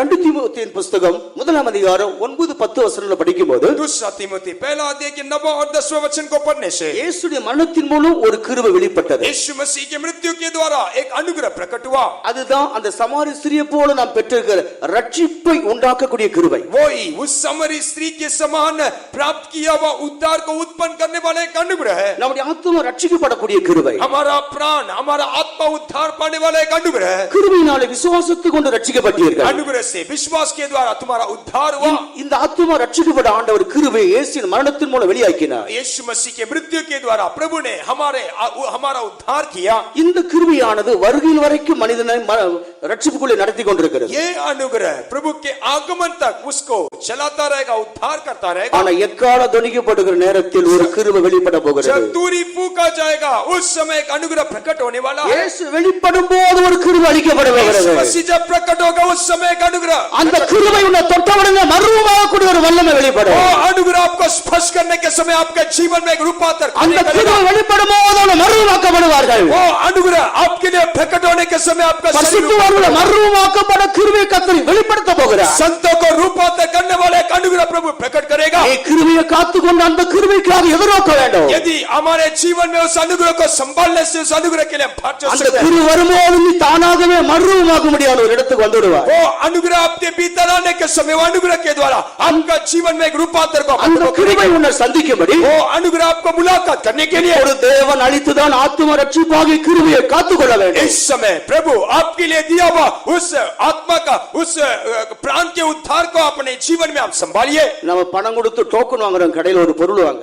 आप एक वस्तु खरीदने के लिए आप दुकान में एक पैसा देकर टोकन लेते हैं. பணம் கொடுத்து டோக்கன் வாங்குறது உண்மை. पैसे देकर आपके हाथ में टोकन है, ये वास्तविक है. ஆனா பொருள் வாங்க வேண்டிய இடத்துல டோக்கன் இல்லாமல் போனா கொடுக்க மாட்டாங்க. लेकिन जहां आपको चीज लेना है वहां आप टोकन नहीं देंगे तो आपको वस्तु नहीं मिलेगा. நீ கொடுத்த பணம் வீணாய் போகும். आपने दिया वो पैसा व्यर्थ हो जाएगा. அதுதான் அந்த கிருபை. वही वो अनुग्रह है. அந்த கிருபையை கடைசி வரைக்கும் நாம் वो காத்துக்கொள்வோம். अनुग्रह को अंत तक हमें संभालना होगा. அந்த கிருபை உள்ளவர்களை இயேசு அளிக்கிற கிருபையானது அவர் சந்தி. वो अनुग्रह को प्राप्त किए हुए लोग, प्रभु देने वाले वो अनुग्रह उनको मुलाकात இந்த करेगा. சரீரம் மறுரூபமாக்கப்படும். उनका शरीर रूपांतर இது होगा. ஒரு சாதாரணமான ஒரு ஸ்டாண்ட் தான். ये साधारण एक स्टैंड है, ஒரு இரும்பு பொருள் தான். केवल एक लोहा का एक वस्तु है. ஆனா இந்த கோட்டிங் இருக்கு, ஸ்டீல் கோட்டிங் இருக்கு. लेकिन उसके ऊपर एक कोटिंग உள்ள चांदी முக்கி का எடுத்தா कोटिंग, கலர் மாறி விடுகிறது. उसको यदि वो इसको निकालने से उसका रंग बदल जाएगा. மனிதனுக்கு இந்த அறிவு இருக்குமானா, यदि मनुष्य के लिए ऐसे एक बुद्धि रहने से, இந்த மனிதனை உண்டாக்கின தேவனுக்கு எவ்வளவு தெளிவு இருக்கும். ये मनुष्य को सिरजाए वो परमेश्वर के लिए बुद्धि कितना महान होगा. நம்மை மறுரூபப்படுத்த முடியாத கிருபை தேவன் வைத்திருக்கிறார். हमें रूपांतर करने के लिए प्रभु ने एक अनुग्रह को ठहरा कर रखा அது है. இப்போது உலகத்தில் இல்லை. आज वो संसार में ये अनुग्रह नहीं, ஆண்டவர் அப்போது அளிக்க போகிறார். लेकिन उस समय ये अनुग्रह प्रकट होने वाला ஆண்டவருக்கு है. மகிமை உண்டாகட்டும். प्रभु की महिमा हो. இரண்டாவதாக தேவ வல்லமை அப்போது அளிக்கப்பட போகிறது. दूसरा, उस समय परमेश्वर का सामर्थ प्रकट होगा. ஏற்கனவே நமக்குள் பரிசுத்தாவின் அபிஷேகம் உண்டு. पहले से ही हमारे भीतर पवित्र आत्मा का अभिषेक ஆனா है. இந்த சரீரம் மறுரூபமாக்கப்படக்கூடிய பலத்த சத்துவம் அப்போது வெளிப்படும். उस समय ये शरीर को रूपांतर करने वाले परमेश्वर का बहुत सामर्थ हमारे भीतर कार्य करेगा. இயேசு எப்படி உயிரோடு எழும்பினார்? यीशु मसीह कैसे जी उठा, அதை குறித்து எபேசியர் 1:19 என்ன வாசிக்கிறோம்? इसके प्रति इफिसियों की पत्रिका पहला अध्याय के 19 वचन में क्या पढ़ते இயேசு हैं? கிறிஸ்துவிடத்தில் பிதா பலத்த சத்துவத்தை நடப்பித்தார். यीशु मसीह के भीतर वो सामर्थ उसके अंदर कार्य किया. அந்த பலத்த சத்துவத்தினாலே உயிரோடு எழும்பினார். वो सामर्थ के द्वारा वो जी उठा. அந்த சத்துவத்தினாலே உயிரோடு எழுந்து அவர் ஜீவிக்கிறார். वो शक्ति के प्रभाव से वो जिलाया गया. அந்த சத்துவத்தை தான் தேவன் வருகையின் போது பூர்ணமாக்கப்பட்ட சபைக்கு தரப்போகிறார். वो शक्ति के प्रभाव को ही उसके आगमन के समय में सिद्ध पाया हुआ कलीसिया को प्रभु दे रहा இதை है. நீங்கள் தெளிவாக அறியும்படி பிலிப்பியர் 3 அதிகாரம் 21 வசனத்தை வாசிக்கும் போது इसको हम स्पष्टति से समझने के लिए फिलिपियों की पत्री का 3 अध्याय के 21वें वचन में पढ़ने அவர் से எல்லாவற்றையும் கீழ்ப்படித்துக் கொள்ளத்தக்கதாக ये सारे बातों को हम प्रबल करने के लिए தமது வல்லமையுள்ள செயலின்படியே उसके सामर्थ के अनुसार நம்முடைய அற்பமான சரீரத்தை மறுரூபப்படுத்துவார். हमारे ये दीनहीन शरीर का रूपांतर करेगा. அந்த எக்காலம் துணிக்கும் பொழுது वो तुरी जब फूका जाएगा, இயேசு ஆரவாரத்தோடு வருகிற அந்த நேரத்தில் यीशु मसीह जब ललकार के साथ आएगा, வல்லமுள்ளதான ஒரு கிருபையும் நம்ம மறுரூபப்படுத்துவதான சத்துவத்தின் வல்லமையோடு அளிக்கப்படுகிறது. एक सामर्थ्य अनुग्रह में रूपांतर करने वाले ये का अनुग्रह सामर्थ हमारे அந்த கிருபையும் அந்த வல்லமை நாம் நம்பி ஜீவிக்க வேண்டும். वो अनुग्रह वो सामर्थ के पर भरोसा நாம் रखते हुए பலவீனமான மனிதர்கள் தான். हम कमजोर व्यक्ति हैं, நம்முடைய பலவீனங்களை மாற்றக்கூடிய लेकिन हमारे कमजोरी நம்ம को दूर करने वाला, மறுரூபப்படுத்தக்கூடிய हमारे जीवन को रूपांतर करने वाला, உயிர்ப்பிக்கக்கூடிய ஒரு கிருபை ஆண்டவர் அளிக்க போகிறார். हमें जिलाने वाला एक अनुग्रह प्रभु देने वाला है. அப்படி எடுத்துக்கொள்ளப்பட்டு जब वैसे हम उठाए जाते हैं, விசுவாசிகள் பூர்ணமாக்கப்பட்ட விசுவாசிகள் புதிய எருசலேமுக்குள்ளே கொண்டு போகப்படுகிறார்கள். सिद्ध प्राप्त किए हुए विश्वासी लोग नए यरूशलेम में जा पहुंचाएंगे. அதில் ஒரு கூட்ட ஊழியர்கள் சியோனுக்கு என்று கொண்டு போகப்படுகிறார்கள். उसके बीच में रहने वाले एक झुंड सेवक सिय्योन में पहुंचाए गए. எருசலேமிலே கிறிஸ்து எருசலேமிலே கிறிஸ்து பிரகாசிக்கிறார். यीशु मसीह यरूशलेम में प्रकाशमान होगा. ஆனா சியோனில் இருக்கிறவர்கள் பிதாவின் முகத்தை தரிசிக்கிறார்கள். लेकिन सिय्योन में रहने वाले पिता के मुख को वो देखेंगे. அவருடைய நெற்றியிலே தேவநாமம் தரிவிக்கப்பட்டிருக்கிறது. उनके माथे पर पिता का नाम लिखा होगा. அவர் வாயிலே கபடம் இல்லை. उनके होठों में उनके मुंह में அவர் कोई कपट ஆட்டுக்குட்டியான नहीं. எங்கே போனாலும் அவரை பின்பற்றி போனவர்கள். जहां कहीं जाता है उसके पीछे वो हो लेते हैं. ஸ்திரீகளால் கரைப்படாதவர்கள், वो स्त्रियों से अशुद्ध नहीं किए, உலகத்தால் கரைப்படாதவர்கள், संसार से अशुद्ध नहीं हुए. அவள் எங்கே போய் சேருகிறார்கள்? वे कहां जाकर पहुंचते हैं? சியோனிலே தேவ சமூகத்திலே சேருகிறார்கள். सिय्योन में प्रभु के सम्मुख में वे जा வெளிப்படுத்தல் पहुंचेंगे. 22 வாசிக்கும் பொழுது प्रकाशित वाक्य 22वें अध्याय में देखने के समय பிதாவும் ஆட்டுக்குட்டியானவர் இருக்கிறதான சிங்காசனத்தில் இருந்து पिता और मेमने के उस सिंहासन में ஒரு பளிங்கு போன்ற சுத்தமான ஜீவ தண்ணீருள்ள நதி புறப்பட்டு வருகிறது. वहां नदी के समान बेलों के समान चमकने वाले एक नदी वहां से निकलता அங்கே है. அவர்கள் வாசம் பண்ணுகிறார்கள். वहां वो वास करेंगे. இது நித்திய ஜீவமா ஊறுகிற ஜீவ ஊற்றா இருக்கிறது. नित्य नित्य वो स्वतः वहां से उमड़ता தேவன் रहेगा. நமக்கு தந்திருக்கிற பாக்கியம் பெரியது. क्या लोग प्रभु के लोग हमारे लिए प्रभु ने दिया அந்த वो भाग्य பாக்கியத்துக்கு कितना நம்மை महान கர்த்தர் है. ஆயத்தப்படுத்துவாராக. उसके लिए प्रभु हमें तैयार करे. கர்த்தர் நம்மை ஆசீர்வதிப்பார். प्रभु हमें आशीष करे. आसमान में तो नहीं की आवाज जब सुनेंगे, पृथ्वी का डेरा छोड़कर उड़ जाएंगे. आसमान में तो नहीं की आवाज जब सुनेंगे, पृथ्वी का डेरा छोड़कर उड़ जाएंगे. नित्य भवन में सदा रहेंगे, सूरज की सभा हम चमकेंगे. नित्य भवन में सदा रहेंगे, सूरज की सभा हम चमकेंगे. आजा प्रेमी,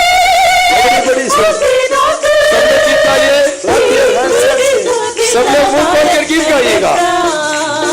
आजा प्रेमी,